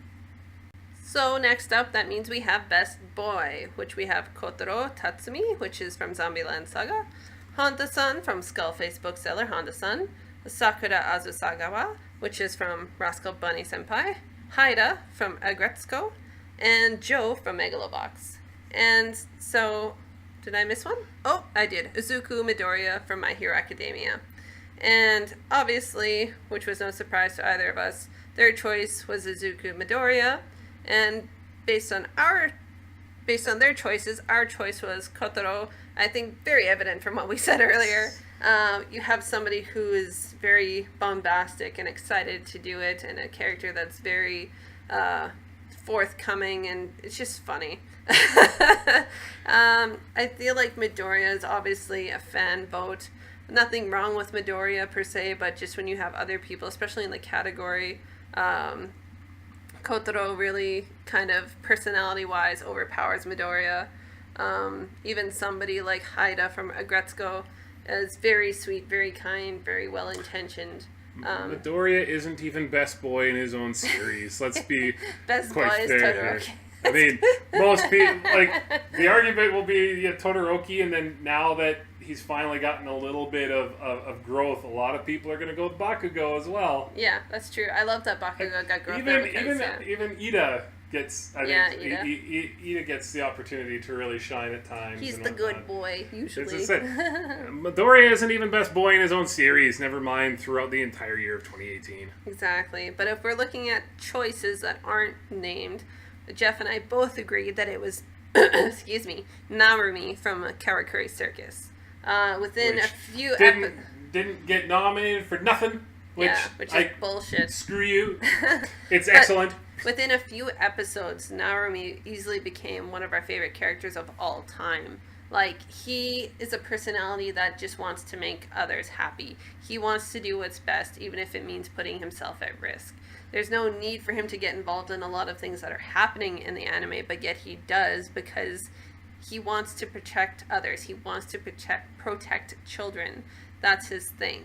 And he's incredibly well-intentioned. And he really helps our main characters, like even just with the fact of getting over kind of like the stigma of not smiling and being unhappy. Him trying to bring that happiness to somebody else was very touching. He's just awesome. He is a man's man in the sense the thing of... is, like, he has this sensitive side to him that's all about... His interactions with kids is absolutely wonderful. Like, the fact that he cherishes the fact that they should have an innocence to them. He's like, kids shouldn't have to deal with all the crap that's going on. But then he's also a badass who is like, wow, I saw these puppets destroy a train. I can fight them. What? It's like, why are you going to... He's like, yeah, I'm just going to fist fight a puppet that can destroy a train. Yeah. And I mean, we talked about it. We talked about it in the podcast about how crazy it's gotten, and it's definitely shifted his character some. But that just adds more to like his mystique and everything that he is. Yeah. Narumi is best boy this year. I say this year, even though it's 2019. It's best boy in 2018. Maybe he'll get a nod for 2019 because the series is still going. Yeah, it's... it is what it is. So, next category, because I feel like we've said our piece. Best character design. We have Violet Evergarden, Devilman Crybaby, Zombieland Saga, Megalobox, Agretsuko, JoJo's Bizarre Adventure, and their pick was JoJo's, which I wasn't really surprised with because there's a lot of fans for JoJo. Personally, it's not my aesthetic, and Jeff's either, I can say that. But based on their choices, Jeff and I both picked Violet Evergarden. Because if you're looking at just designs, all of the characters are pretty flawless. Like, and the thing that I said definitely brought Violet Evergarden over the edge for me in terms of character design is that even characters that are kind of minorly shown off, or tons of characters that are only there for a single episode because it gets somewhat episodic as it goes along, are still incredibly detailed. They put way more effort into it than they needed to because they're like, no, people, the story is the people and they are important, so we have to put that effort in. I feel like sometimes Devilman Crybaby, like, it's tough. When it comes to character design, I felt like the devils in particular, or the demons, whatever you want to call them, were exceptionally well designed. The people, however, a lot of times looked very samey. And yes, that is, again, an aesthetic choice that is probably more representative of what the series is, which was talking about how humanity is just becoming this mass of terribleness. Yeah. So you don't have to differentiate them because they're all just this crazy mob. But that does take away from character design. Yeah, and that's the thing when you're dealing with stuff like this. Gretzko was very simplistic kind of forms. JoJo's, again, has its distinct look. Nothing wrong with it. Just not our cup of tea. Megalobox, to me, ripped off a lot of other designs. I shouldn't say ripped off, because the design is a design. Was inspired Inspired, yeah. Zombieland Saga, I felt like a lot of the characters looked a lot alike, just changing their height and hair color. Yeah. Yeah. I will give Megalobox its due. Whenever you're dealing with a show where it's all about, again, like rivals, individual people, and how important those rivalries are, you do have to make those characters look distinct. Right. And they do a very good job of that in Megalobox. I think that they all look really cool. I think that you could see, like, they look like they belong in the ring. The people who aren't in the ring look like they don't belong in there. It's well done. It's just there isn't enough variety there beyond our boxers, I would say, in particular, where I'm like, that deserves the nod over, something like, JoJo's or Violet Evergarden. A lot of them look a lot borderline sometimes. But if we're looking at things that aren't given choices, our pick was Karakuri Circus again, because aesthetically it's beautiful. The color choices, the way they decide to detail their characters. It's a very, as like Vaughn likes to say they do, which is 100% true, is the old brought to modern.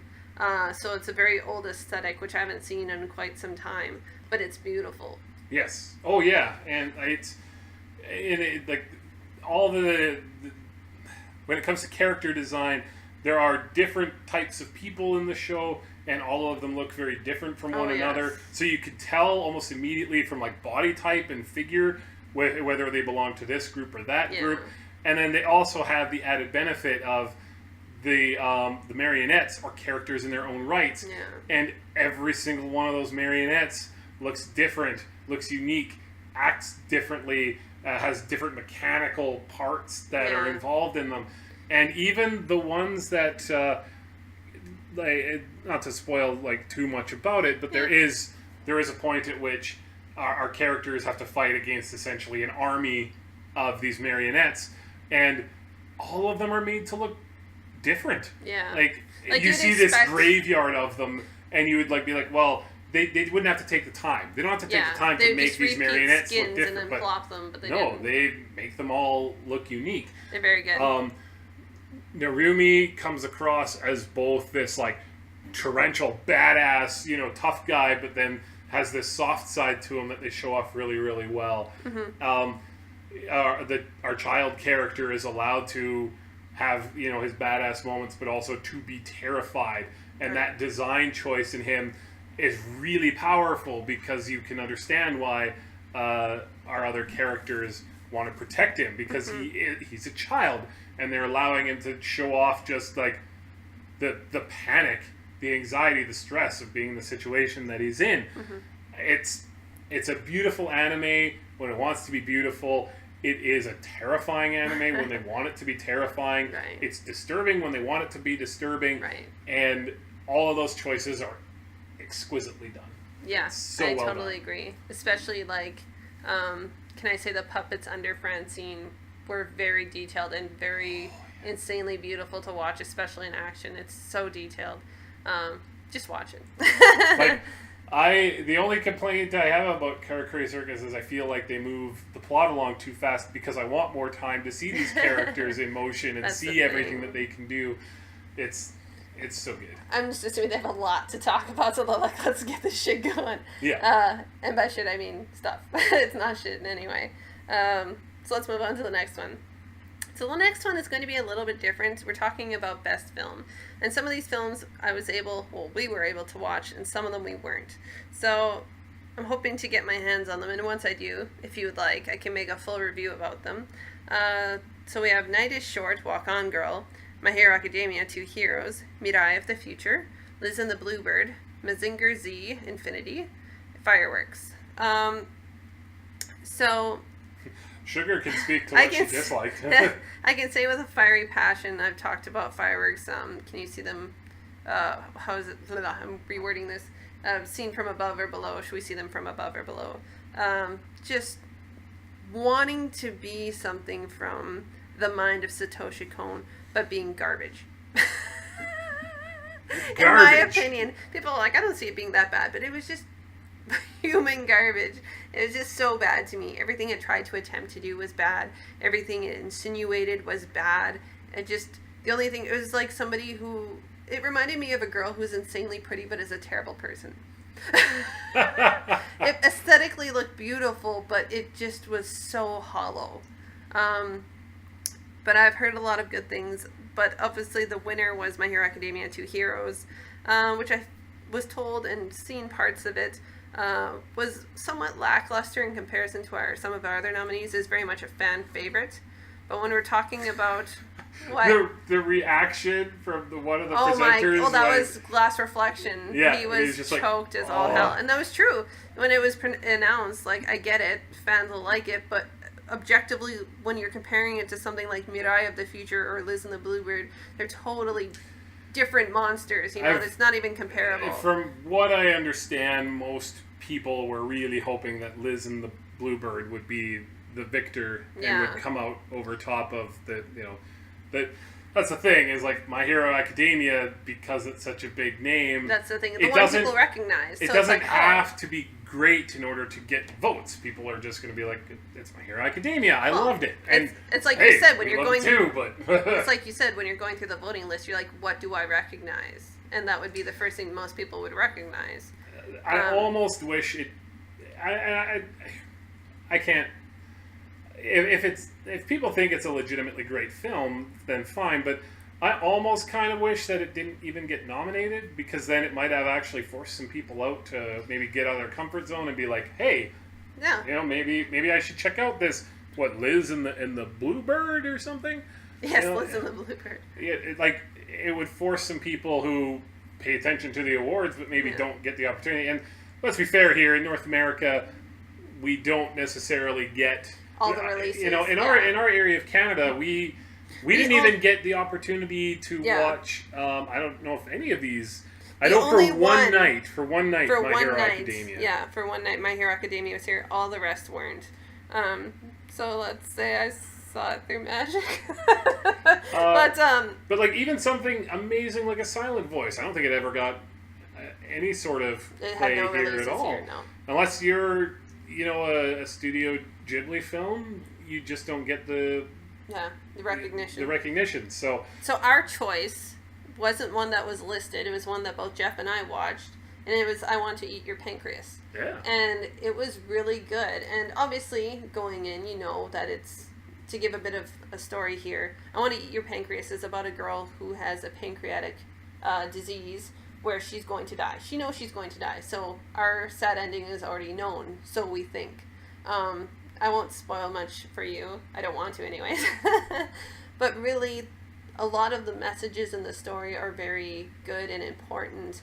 And I feel like one of the most prominent messages of all is the fact that even if we expect death, it can happen at any time. Other things can get in the way. Life can get in the way. We always say that we want to do blank before we die. And it's like, why not do it now instead of when it's too late, sort of thing. And that's something I think that's really important as a message and was really enjoyable. So that would be our pick. But again, I want to properly see all of these movies to give a proper choice. But based on what we saw last year, that would be our choice. Yeah, it sounds creepy, the title, but once you watch the movie, it makes sense. Yeah, it will be the butt of some jokes like, oh, I want to eat your pancreas, only in anime. It's like, you know what? If it was some indie darling film that was, done outside of Hollywood with this exact same messaging and whatnot, like, it would be seen as a modern day classic, honestly. And they'd be like, wow, what an ingenious name for it. But because it's anime, people are going to be like, well, that's so stupid. Yeah, but honestly, the title has a lot of meaning, so give it a fair shot. Mm-hmm. So we'll move on. So best ending sequence, we have Megalobox, Attack on Titan Season 3, After the Rain, Fooly Cooly Alternative, Review Starlight, and Fooly Cooly Progressive. Megalobox did not... Sugar was just not the biggest fan. Did not excite me at all. I didn't mind the ending sequence, but it definitely... It was meh. It wouldn't be my winner, for sure. So based on the... I should say the winner was Attack on Titan Season 3 ending. And based on the choices, it was ours as well. The ending was way better than the opener. Love is Like After the Rain. The ending was okay. I didn't think it was anything substantial. Fooly Cooly Alternative was meh. Red View Starlight was meh. It was just, yeah. Fooly Cooly is just a non-starter for us in general. And there's so many good you don't endings. have to like an anime to like the opener or the ending, but it just was kind of like, it's more Fooly Cooly stuff. So it's like, who the fuck cares? But you know what? I thought that this was the most obvious of obvious choices, and our winner didn't even get nominated, which is ridiculous. Yeah. Which was Hinomaru Sumo. The first opener. Yes, the first ending. First ending. This was so good that you were like, why wasn't this the opener? It should have been the opener. Yeah, I said that the whole time. I was like, get people fucking out. But it's so good.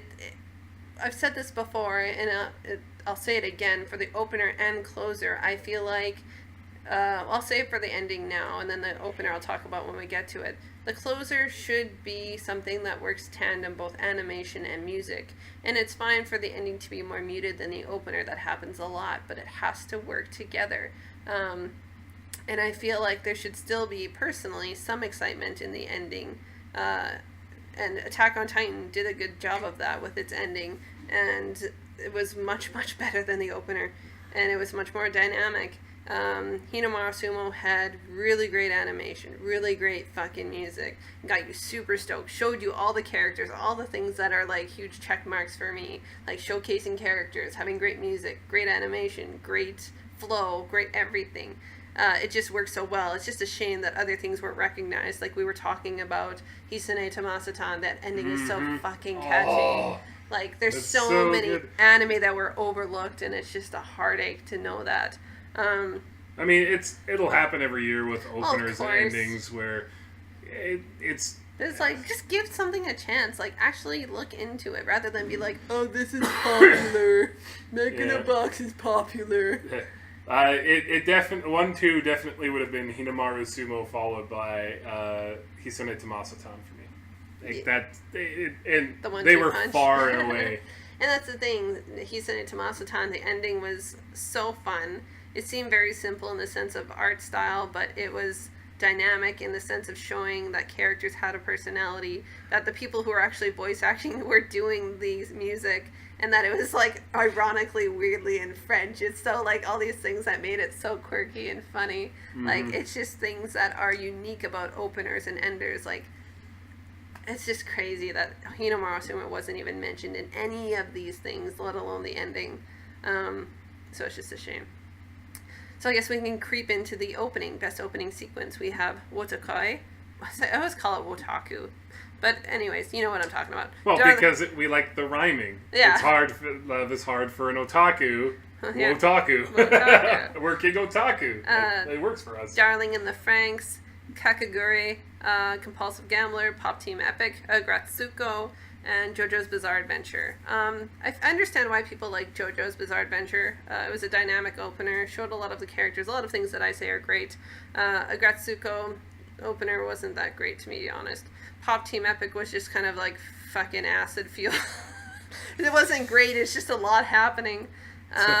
It's a little extra, but that's what Pop Team Epic is. Yeah. It's extra. It's extra.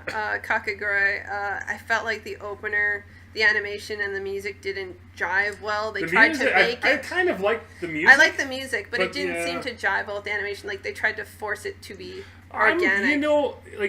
Just to throw it off time, I'm honestly surprised at how popular Kakegurui is. Kakegurui, yeah. Not just the opener, but like the anime as a whole. I can make a theory why it's popular. I mean, hey, okay, Food Wars is popular for reasons other than, the food. So Kakegurui is popular for reasons other than the gambling. I think it's more the sexual intent sort of thing. Yeah, but to each their own. Yeah, I'm surprised. The winner, shockingly, was Darling in the Franxx. it wasn't saying the opener was terrible or anything, but it just, in comparison to something like Wotaku, doesn't even stand on the ground. Like, obviously our choice was Wotaku. The whole dynamic was beautiful. It basically portrayed what their interests were, what they were, how their relationships were, kind of that dynamic. Yeah, dance. It was just a lot of fun, and it let you know that you were in for a good time. If we're talking about ones that weren't a choice, one I've been basically been a can I say a cheerleader for was the first season of Golden Kamuy. It's still Winding Road got me. Like, it got me so good. Well, I mean, Man on a Mission, or is it Man with a Mission or Man on a Mission? With a Mission. Man with a Mission always kind of hits the right notes for you. Yes, Be the Beginning, this, like, anything they do, I'm like, yeah. but it's an excellent opener. It's like, it fits perfectly the winding road that they're going to go on. It's not straight, it's fucking messed. The characters are, like, all trying to run, which it shows, like, all of them are frantically going. And it shows, like, the dynamic of the song having another meaning of being lost. Like, that's what all of them are. Like, in the woods and mentally. Like, these are people that are coming off of war and dealing with this fucking bonanza. Like, it is so crazy. And it's so, like, it's so good. A lot of people like the second opener, but I personally still like the first one best. It plays with all of... And again, no love for Hisone Tomaso-tan, which I felt those openers that's were something like, awesome. I'm a person who doesn't like ASMR stuff, but I get the tingly feeling, and hearing Hisone Tomaso-tan when that girl hits that note, everything in the back of my neck rises. Yes, I'm the same way, and I'm just like, and I feel it, and I'm like, whoo. And that's beautiful. Yeah, that's wonderful. And the opener, and for having 12 episodes and actually having 2 separate openers. Yeah. Now, granted, they're they sound somewhat similar, but they have entirely different. I was about to say it. I like how it shows lyrics. The progression too. Yeah. It changes the animation as things are more established. So yeah, to each their own. But again, that's something where checking things off. It's like both Wotaku and Golden Kamuy showing off our characters, showing action scenes, showing dynamicness, showing like what the show is about, and really it did, both of them. So that's why I got on our radar. So let's move on. Next one is Best Animation.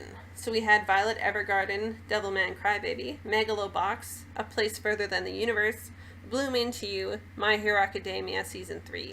You know what? There is not a bad pick in the litter there, honestly. Yeah, I feel like those weren't bad choices, and it was objectively all of them are good choices. They chose, and so did we, Violet Evergarden, because it's kind of hard to fight against Violet Evergarden because it is so overwhelmingly pretty. And it does like I was mentioning before, it does everything really, really well. Yeah. When you look at something like Megalobox, obviously the combat sports elements are done really, really well, and whatnot. But they don't have to necessarily. They don't have to do like beauty shots very well. They don't have to. They're not forced into that based on the story they're telling. It's like if you can make a pendant look gorgeous, like. You can't really compete. And then when it showed the action shot, like Jeff said on the train we were talking about before, he's like, that was great. And I was like, I can't deny that. Yeah. She's like a weird Terminator action star as well as being this beautiful, demure, reserved, young woman. And showing that dichotomy and both of those being... Like if you were to ask somebody, oh, what do you think? What do you think of when you think of Violet Evergarden as a character?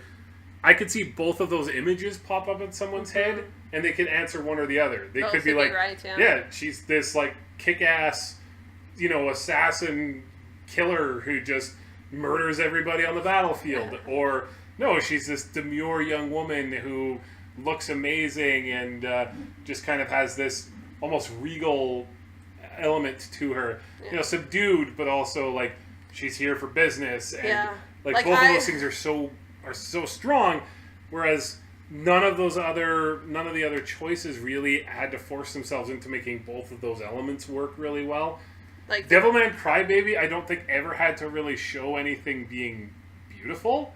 Yeah, everything was dingy and dark, and like definitely they showed what it would be like to be on an acid trip. And hey, being able to do that in a way that is is meaningful and it means something. Like Devilman Crybaby in animation looks great, but it's designed to look awkward, and that's a design choice that they made, and it worked well for the story that they were telling. But that also means that it doesn't win the best animation of the year against Violet Evergarden or Place Further Than the Universe. My Hero Aka is always. It's always great scene design. Yeah, of course. Seeing them in motion is great, but it's hard when you have other huge contenders. Like, I can only imagine, like, if you think about it just on this level, it lets you know how much detail is in it. If you think about Violet Evergarden, just think about it for a moment, and you just think of the clothes aspect of that show. It is so insanely detailed. Like, I'm on Reddit a pretty good amount, and, like, people trying to replicate drawing some of those characters, it's so hard. Like, I can't imagine and making it move on top of other things. Kudos to whoever is going to do it, because somebody out there is going to be crazy enough to get it all right. If you're trying to cosplay as her in the weird, like, near Victorian type garb they're wearing, good luck. That's the thing. It seems so simple, but when you look at it, like, very piece by piece, it is so detailed, and you're like, fuck.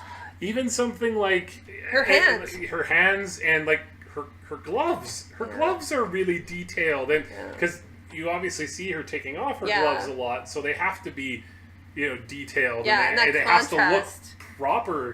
And it's. And that's such a huge thing. Like, I was trying to... And it's not just her either. It's everybody. all of the minor characters as well. Like, the characters that we see every day that are part of her, company. The company of... the dolls. The dolls. Like, all of them have... And I'm like, wow, like, all of them have beautiful eyes. Wow, all of them have really great jewelry. And they all have, like, their own... Because, each one of them are trying to portray, like, a different sort of character that somebody would want to hire. They all have their own design. They have their own stuff that they wear, and all of that is just as detailed as everybody else. That's the thing. I wouldn't have given them a pass, but I would have understood if they, like, didn't take the extra 22 hours it takes to make every single one of those characters look just as good as each other, because you're obviously focused on Violet, but they were like, no, at times you're going to be looking at this character. And we want you to look at that character, and we want you to be like, well, that character looks beautiful too. That's the thing. And, like, one of the episodes we get time to spend with specifically one of the dolls she works with, and you see, like, oh, her outfit's simple, but it's like, well, then she has specific boots, and they have specific straps, and then she has specific jewelry, and she has, like, it would be something just to think of all these things, but then to make it move. Like, even when you look at the girls, like, our main dolls, when you see them move back and forth, even when they're standing still, each one of them kind of has their own pose and way of standing, which would take so long. And that has to take some, like, factor into this, because it's not something... It's one thing to draw something well. Like, My Hero Academia draws everything well. But when you look at something like Violet Evergarden, especially something like the pond scene, where the colors are just amazing, and the water textures is amazing, and everything is just wow. Yeah, if it's... I really feel bad in this case for A Place Further Than the Universe, because that anime is gorgeous too. Yeah, because we tried doing that argument. We're like, okay, I'm going to do A Place Further Than the Universe, and you do, like, a Violet Evergarden. And of course I lost, and I understood why I lost. A Place Further Than the Universe didn't have to force itself into showing its characters being in war, and that also being like this beauty and this regalness compared with the dichotomy of, the grunginess and the horrifying war element. But all of that looked really, really, like, it looked genuine. Yeah. It didn't shy away from, like, how terrible war is. It made you appreciate the fact that, like, so many of these characters are like, you know what, we haven't really known peace for years and years. And so they take some joy in dressing up, because they're like, for the past 7 or 8 years, we haven't had the opportunity to do that. Yeah. I'm running through the streets hoping that I don't get shot. Like, even just in that small scene with her and the Major in the stairwell, it made me cry. I was like, God, that's so well drawn, and it's so, like, impactful, where it's just like, I love you. And it's just like this vacant, not like even vacant, but this look of not understanding. You know that she doesn't understand when he says it, but it's so, you can tell he's just like anguished not having said it before, and it's all portrayed in this one scene, in this stairwell, like. Yeah, and like he's slumped over and he is injured, bleeding and they heavily. don't shy away from that either. Yeah. They focus on it, and they're like, this is what the reality of war is. Yeah. And they show her being a badass soldier, and like blood everywhere. And like in motion, and there's an odd, scary beauty to that too. Yeah, being good in combat. She's like covered in blood. It's like, wow, she still looks pretty. That's insane. It's like she looks tired, but she looks pretty. It won Best Animation for a reason. Yeah, it's hard to contend with that. I would hazard a guess that in the past 5 years, it would hold up with anything in the past 5 years. Like I would say like Made in Abyss is something that's a different art style, very Ghibli-esque, but even that can't compare necessarily to this, because this is another level of animation. Here would be the thing that I would leave everybody with a thought on. If you haven't watched Violet Evergarden yet, every episode looks like it has the same budget as a film would. Yeah, absolutely. We were stunned when we watched the first episode, and we were like, well, there's no way they keep this up. Yeah. Like, there's a reason why movies look better on the whole than an anime show, because it costs money. It takes time. No, it's every single episode. Yeah. And sometimes it feels like they even got better as they went along, and you're like, how? That's the OVA too. How do you do this? It's like gorgeous. Oh, the OVA. The OVA was so good, by the way. So then we'll go to our very last nominee. Guess it's more like nominees. One last category.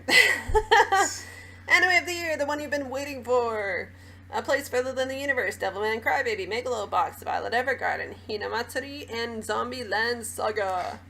First things first, if it feels like there's something there that's a little out of place, I would agree. Zombieland Saga? I love you. You Even are... Hinamatsuri, like, out of all the other picks, like, are you fucking serious? It was... I love Zombieland Saga. That is charming. There, yeah, it is sweet. It's the first idol anime we've ever watched and enjoyed. But so the only top four you can take seriously, really. Obviously, their pick was Devilman Crybaby, and we're not angry about that. We were okay with that. Yep. But our choice, which is obvious from our top 10 list, A Place Further Than the Universe. It just beats out everything else. I think the only place it can't beat something is what we've already established, Violet Evergarden, in the sense of animation. But when it comes to the sense of, coming of age, direction, flow, story, everything about it, and meaningfulness, and basically understanding yourself. Like, I talked about it in the video when I described it, and as well, other people I know have mentioned it as well. It's like that feeling at some point in your life where you're like, I feel like I haven't made the most of my life, or I haven't done all these things I've wanted to do. What's holding me back? Why do I feel stagnant? And it's like, I should be out there. I should be doing something. I should be like, I feel like an anime that's capable of reaching you on that level and making you realize that you're capable of more is a feat in of itself. I mean, that was our, I would say that was easily our number one this year. Like, I don't even think that it was really super close. Like, Devilman obviously was in our top 10. Violet was in our top 10.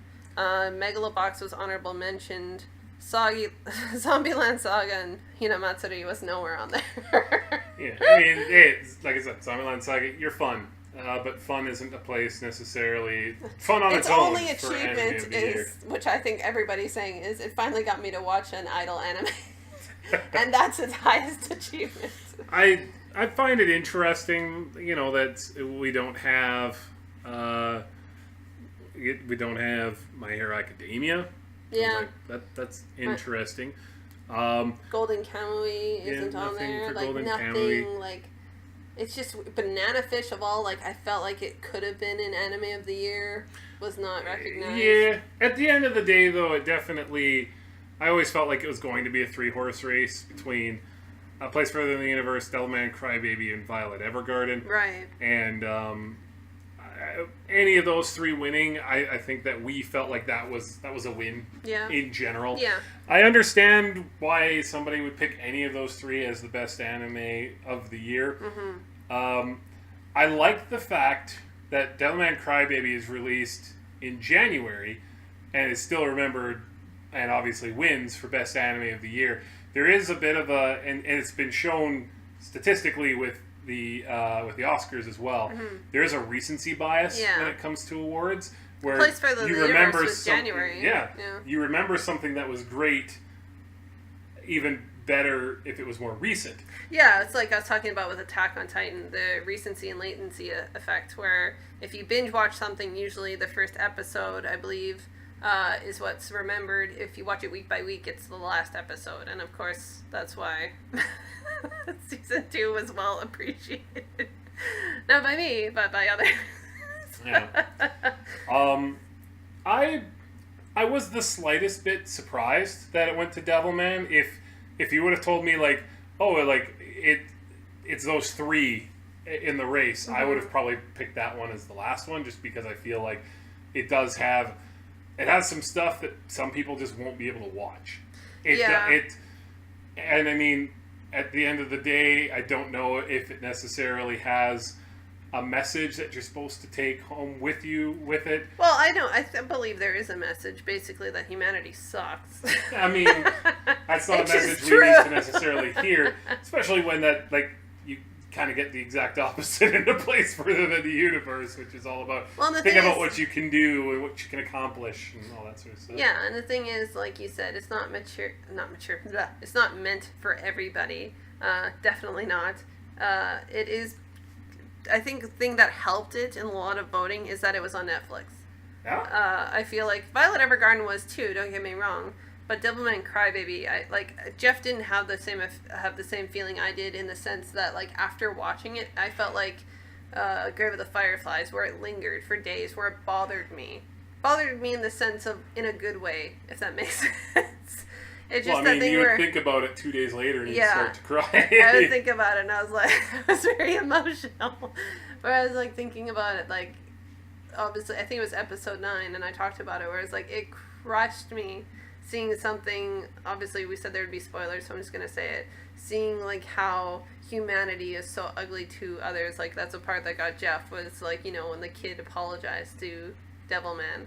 The part that got me was, like, Miki, and that feeling of, like, her getting away and then realizing, like, she recognizes somebody in the car and he topples out when you realize that this is despair. This is not going to end well. And when she turns around, it's like, there's nowhere for her to run, and it just crushes you.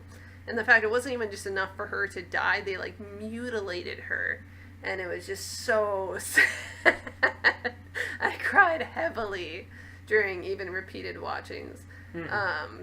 But that, to me, it was like, it clung to me like Grave of the Fireflies, where it bothered me, but in a purposeful way. Yeah. I mean, it's meant to. It's meant to elicit that sort of a response, right. And did a very good job of that. And it was an excellent, and is an excellent anime. I feel like, personally speaking, mm-hmm. A Place Further in the Universe and Violet Evergarden are ones that I'm going to, like, return to. There's something that I'm going to keep with me. I've started, I think... Place Further in the Universe, I go back to episodes. I'm notorious for doing that, or be like, I like, especially Violet Evergarden. I should just rewatch the whole thing, but there's certain episodes, like the cabin scene, and as well as, like, with the kind of Romeo and Juliet one where they go back and forth with letters. I really enjoyed that episode. Things like that, where I'm like, I feel like this kind of emotion today, where some of them are very much, like, feel good. Some of them are, like, traumatizingly bad. Like, not traumatizingly bad, but, like, in the sense, like, the cabin scene. There's a point where you find out that a child died due to, I believe it was cancer, and it's just, like, seeing the dad just broken down by it, and then seeing her dream fulfilled by Violet was, like, horrifically sad. I was like, oh, she can't clear the pond, but you want her to. And I'm like, ugh. But, oh, it's so sad. I think it's telling that the last 2 years that they've done this, because I think the first year, Yuri on Ice won, right? It swept heavily, yeah. Yeah, and so then they change it up. In the second year, Made in Abyss wins, which is... Oh, and My Hero Academia. It was kind of a... Yeah. I'm just talking about Anime of the Year. Oh, I thought you were talking about, like, what took most awards. No. I'm talking about Anime of the Year. Okay. So we had Yuri on Ice, which was feel good... fun times. Fun times. But then the last 2 years now, we've had these very serious, very... I mean, I guess... Dark, violent... not afraid for characters to die or to show them in dire straits and whatnot. So it's interesting to see that we are embracing more that element of anime. I don't even necessarily think it's embracing. I think it's like with Made in Abyss and Devilman Crybaby, I feel like, well, obviously Devilman's was redone, so to speak, but I feel like both of them are showing that the world always isn't kind. And same with, I think, Promised Neverland. I think it's another one that's going to stick out at the end of this upcoming year because it will be dark. And it's the fact that the world isn't always kind. People don't always get their way. There aren't always, the best of endings. Like, every bit of the way through Made in Abyss, things are going to get worse, and yet you keep watching because you want them to have some resolution, even though it keeps getting worse. Like, every step of the way. And it's also the fact that we don't see very many anime that can do that gracefully, like Made in Abyss and Devilman Crybaby. I feel like people go too far and make it gore porn, which is, I don't know if that's an actual term, it's what I call it, where it just becomes this frenzy of killing anything and everything, and that's just what it becomes, rather than it having a meaningful... Blood Sea, is that what it's called? Yes, where it just becomes like this orgy of blood, like South Park blood orgy. I feel like it becomes this other monster, whereas like Made in Abyss and Devilman Crybaby have a specific message they want to send, where like Made in Abyss is like, look at this beautiful place, and like you want to go into this depths of hell basically to try and get answers. Are you willing to do that?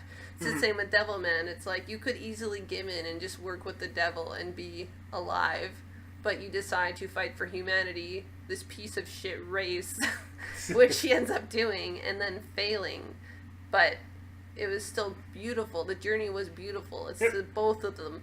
And I feel like if you can go on that line of being meaningful and being beautiful and having something to say, rather than it just being a fucking nightmare. Like another one that we talked about last year, I don't remember it being very recognized by the awards, but it was mentioned, I think, once, oh, help me out here. It was the Army one with the two girls. Girls' Last Tour. Girls' Last Tour. And that was something else that was very dark and very morbid and very philosophical, but yet reached a lot of people because it was cute and moe, but at the same time addressed serious issues and things that lots of people think about but don't want to speak aloud. And it was very, very well done. It's very much almost like Calvin and Hobbes, where it's taking this thing that seems so sweet, but yet looking at things very dark and looking at them realistically rather than with a kind of childlike flowered image. And I feel like that's kind of, I think the last few years especially, why we're seeing these things working so well. I don't think it's like the thing that people want to see other people massacred. It's the fact that we want to see something that's honest. But that's just me. I can be looking at this in your point of view of being too optimistic. I'm usually the pessimist. I was just thinking about, and again, like I'm no expert when it comes to anime in particular or anything like that, but you're in the right place. I was kidding. No. But if you were to categorize what anime were popular and whatnot between, let's say, 2000 to maybe even like 2012, it wasn't this. It wasn't the dark nitty gritty. There was darker stuff, but it was usually like it was less substantial. Like you had things like Basilisk, which became kind of bloody gore. You had things like Inuyasha, where you're dealing with demons and other things. But I'm saying, that was what was popular. Things that are dealing with demons and other things, but didn't have really much substantialness to it. I just find that the pattern seems somewhat cyclical, because when you look at like the 90s and what anime was kind of like then, it did seem to veer a little bit more into like adult territory. It was okay to give you Ghost in the Shell and Ninja Scroll and Ninja Scroll. I like Ninja Definitely Scroll. not for kids. And Berserk, like these.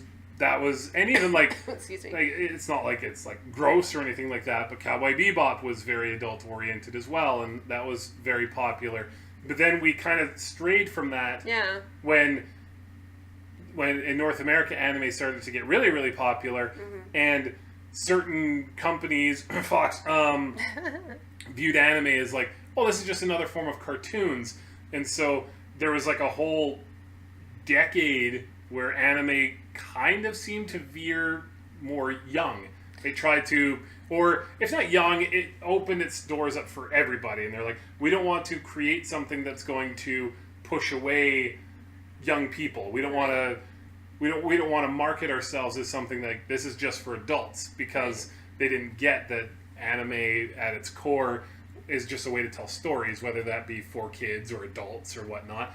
So it's nice to kind of see that anime is starting to, and the creators are starting to, respect the viewers a little bit more and understand that, we want this. We want stories like what Devilman Crybaby is. We want stories that are like what's happening in Made in Abyss and that sort of stuff, and that's what we want, and we will, and we get how great it is. We're not just about how, well, this wasn't cute and fun and sweet. Like, this is upsetting. I think in a lot of ways, like to what you're saying, ironically, harkens back to our very first podcast. I feel like, obviously, Japanese culture is something else, but like with us specifically a long time ago, I felt like most anime was targeted towards adults. And then once it became more common here, the morning and afternoons were given to the kids. And then you stayed up later to watch anime, Yeah. Like, I remember in my teens, I would stay up, it would be at minimum 10 o'clock to watch more mature things like Basilisk and the Samurai Champloo and things that led to more mature content. Yeah. And then now as time has gone on, you can kind of access it whenever you want, wherever you want. And it's kind of up to you, as a viewer, to figure out what's appropriate for you. Yeah. I mean, I guess it makes sense. And it's... Sorry, go ahead. When anime was first kind of, talking about our first podcast, when anime was starting to kind of get a little bit more mainstream here, it was adults were the ones who had the money to bring it in. And so, it made sense that something that was maybe more geared for adults, like a Ninja Scroll or Ghost in the Shell, or even, Akira, where it's primarily adults were the target audience, because adults were the ones that had the money. Yeah. But then it's like, oh shit, Pokemon could be a merch machine. It's like, shit. When it was television studios that started to see that there was an interest in it, they were like, well, we can either throw this stuff up at 11:30, 12 p.m. or we can get the stuff that's made for kids, and we can throw that up there. Yeah, see how it goes. And see how that goes. And then, you had your, your Pokemon and your Digimon and your card captors and your Sailor Moons. And even to a large extent, like, Dragon Ball Z doesn't really get too far into kind of, like, territory. There's a couple of moments, but then those just get censored out anyways. Yeah. Or your Yu-Gi-Oh! And all this sort of stuff that... it was tossed onto television, and now that we've gotten away from Fox and Friends being the ones that bring over the anime, and it's like, well, now we've got Netflix. There are kids out there who have Netflix accounts. Yes. They buy a Netflix card from the gas station for $30, and they're like, watch. I want Netflix. It's, how can I say this? I feel like it's based on a time in history when you decide to bide your time. I say that in the sense of, like, one can say, oh, we didn't have very many movies that dealt with sexuality or LGBT things or minorities or whatever. It's just biding your time to see when's the appropriate time to address this. Where I feel like that's the same thing with anime. There are a lot of stories, like I can think of many, which are incredibly dark manga, which are just biding their time to be anime at some point. It might not be now because it might not be the best time, but at some point they will likely be made. Like Dorororo was already a great idea, and it just seemed to be like now's the perfect time aesthetically and everything to bring this idea together, you know? And like Banana Fish, we'd never really even heard, but in the 80s, like, it made sense. It was well done, and it was just biding time to, like, when do we do it? Like, yeah, and I mean, now we have more anime than we could ever watch, which, you know, it's a good thing and a bad thing. Though we were looking at what's coming out in spring this year, and we weren't necessarily too overly impressed. Yeah. So maybe things will calm down just the slightest little bit here. And I'm okay with seasons being a little sparse because I get caught up. But now it's just, there's more of an appetite for it than ever before. You've got Funimation, you've got Netflix, you've got Crunchyroll, Amazon Prime. I don't know if they're still in the game or not, but you know, you've got so many distributors now, whereas before those distributors were like, yeah, we're interested in anime. What do you have that a 7-year-old can turn on at 8 a.m.? It's like, well, I mean, we got Gurren Lagann. No, that's cool and all. We'll think about doing that at 10 p.m. But I want something. I want the next. Oh, what was Hamtaro? You know, and there's nothing. Not at all unexpected. And there's nothing wrong with that. There was nothing wrong with Samurai Pizza Cats or any of that sort of stuff. It's just now that we have so many different distributors of anime, we can finally start to get more of those stories in, which is great. That was like the other day. I was on Reddit. Somebody got a Witchblade tattoo, and they're like, "Oh, what do you think?" I was like, "That looks awesome." And everyone's like, "Witchblade sucks." I was like, "But aesthetically, it's a piece." But anywho. Those are the nominees. Those are the choices they made. We made our choices. You can let us know what your choices were. Which ones got snubbed? I know a lot did. we want to know in particular what you thought of Christina V. It's and her fake tits. I don't know if this I don't know if we're crazy or we I'm not crazy. We obviously live we live together, so like a fox. we bounce ideas off of each other. So if we were both, maybe we were the only ones who were like, wow, this is really bad. I mean, Twitch chat seemed to just be sprouting off memes, and they weren't caring for what was going on. But it felt offensively, insultingly bad. It's like, how the hell is this called an award show? You're sitting on a fucking couch talking to a bunch of randos. Like, I would love to hear, especially if you actually liked it and you thought this was an improvement from last year. I want to know. I would love to know if you. Yeah, I would love to know what about it you enjoyed as compared to last year, and if you actually hope that they ever do this again. If they're gonna keep doing the shit they pulled tonight, I hope they never do it again. Just list it off for us, and then we can have our arguments that way, I guess. I swear to God, that's all I could look at was Christina V's fake tits. Like, her tits were so out there. And it's like, Jesus Christ, I couldn't even focus. Like, her, like, she's just so, I can't say what I want to say. Well, no, she came across... Like, she's an idiot. Like, very vapid and whatnot. And yeah, and they all had this weird fake laugh thing going on, because I think they were all, like, it's really like everyone nervous. Was at gunpoint. It's like, do it. So bad. I don't... And you can also tell us, because I think we missed maybe the first half an hour. Was it good at the start?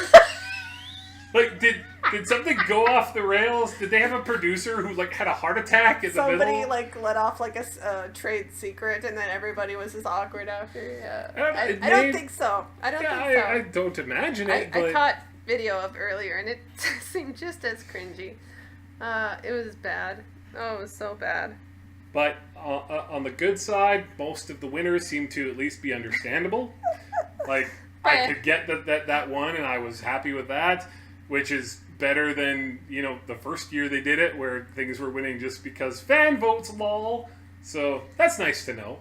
They're moving badly in terms of their production and how they're producing the awards. And let us know what you feel about like the presenters, because some of them I'm like, who the fuck are you? Why are you here? Like, give us your credentials of why you should be here. Like, I don't feel like you should be a fucking like genius, but the like, fact that Watch Mojo can get Todd Haberkorn to come in and do recordings for them all the time. But, like, they couldn't get Todd Haberkorn to come in for the Anime Awards. He knew better. Maybe there's, like, some sort of thing going on where people know that Crunchyroll is bad or something. I don't know. I don't know. Thank Crunchyroll for providing so much anime at a good price. Like, thank you, Crunchyroll, for being there. But, wow, produce a better award show. Oh, it was so cringy. Like, I can't even tell you. It was so bad. Like, I watched, like, we missed the first, like, 20 minutes or so or whatever. And I think that was, like, a blessing. Because sitting through that fucking atrocity was so bad. You sitting on a couch does not make a fucking award show. You getting a bunch of rando people and random YouTubers does not make it more interesting. Get people who know anime. Get people involved with anime. I don't mean presenting. Like, if you get... Don't get somebody like Christina V, who apparently has, like, no public speaking, like, awareness or, like, any social interaction with another person. Like, don't get them. Get somebody like Todd Haberkorn. Get somebody, like, who has done a lot of, like, anime cons. Do something where people are comfortable being around other people that can make like conversation, that can bring up stuff that's relevant, like something where they're actually fans of anime. Like, bring in other voice actors that come in and do the presenting. Do YouTubers. There's not a lack of us. Why don't you run it like a con? Why don't you have the Anime Awards be like the marquee thing of essentially like a 2-day and like anime somebody con? Messaged me and said like at the actual Crunchyroll Awards they had some meet and greets with voice actors. I'm like, then why didn't you utilize them properly? Mm-hmm. They're not there to fucking entertain fans. You should have them involved in the show. Like, it's like, what the fuck are you doing? You know what? If we can have, and I'll just say this, like we've had a few. We're not a big city or anything, but we've had a few conventions run by like just a normal person. Layout. It wasn't their job. They were like, I want to have an anime convention. I've seen people who like cosplay for a living do a better job at talking than Christina V. Like, just because it's your profession doesn't mean you're good with other people or talking in general. Like, get people who've had experience running a convention. Ask them how you could do the convention while also wrapping the award show within that. Yeah. And then you could have like cosplayers show up and like, oh look, like we're doing the cosplay challenge right now, and while we're doing the awards, and show off people who've won and stuff like that. And that's the thing, it's like, have the people there somehow involved, not just for like a fucking raffle. Like, you're sitting there and you have these live people, and it's like, it makes you think that like once you heard these nominations and the actual winners that you'd hear like an overarching boo. Like, if you're afraid of that, fucking do it properly. Like, yeah. Like, if that's your fear... They had a live audience, and they only cut to them for 2 awards. Yeah, and there was, like, huge gaps in the audience. I was like, dear God. It's like somebody just herded them out and was like, can you come to this thing? We'll give you, like, a free drink. Like, I don't know. Like, I've heard different things so far, but it's just... It was a nightmare. Oh, it would be so nice if we could hear from somebody who was actually in attendance. That would be great. If you were in attendance for this year's, please put in the comments exactly how it felt to be there, because I would love to hear that. Yeah. So anyways, those are our nominees. Those are our categories. That's our shitty show. Expected more than last year, but what are you gonna do? Let us know what you wanted to win, what did win, what you're excited about. Obviously what got snubbed, because a lot of people felt that way. But thank you for joining us. Thank you for joining me, Jeff. Yeah, of course, as always. And as always, we will see you next time. Bye!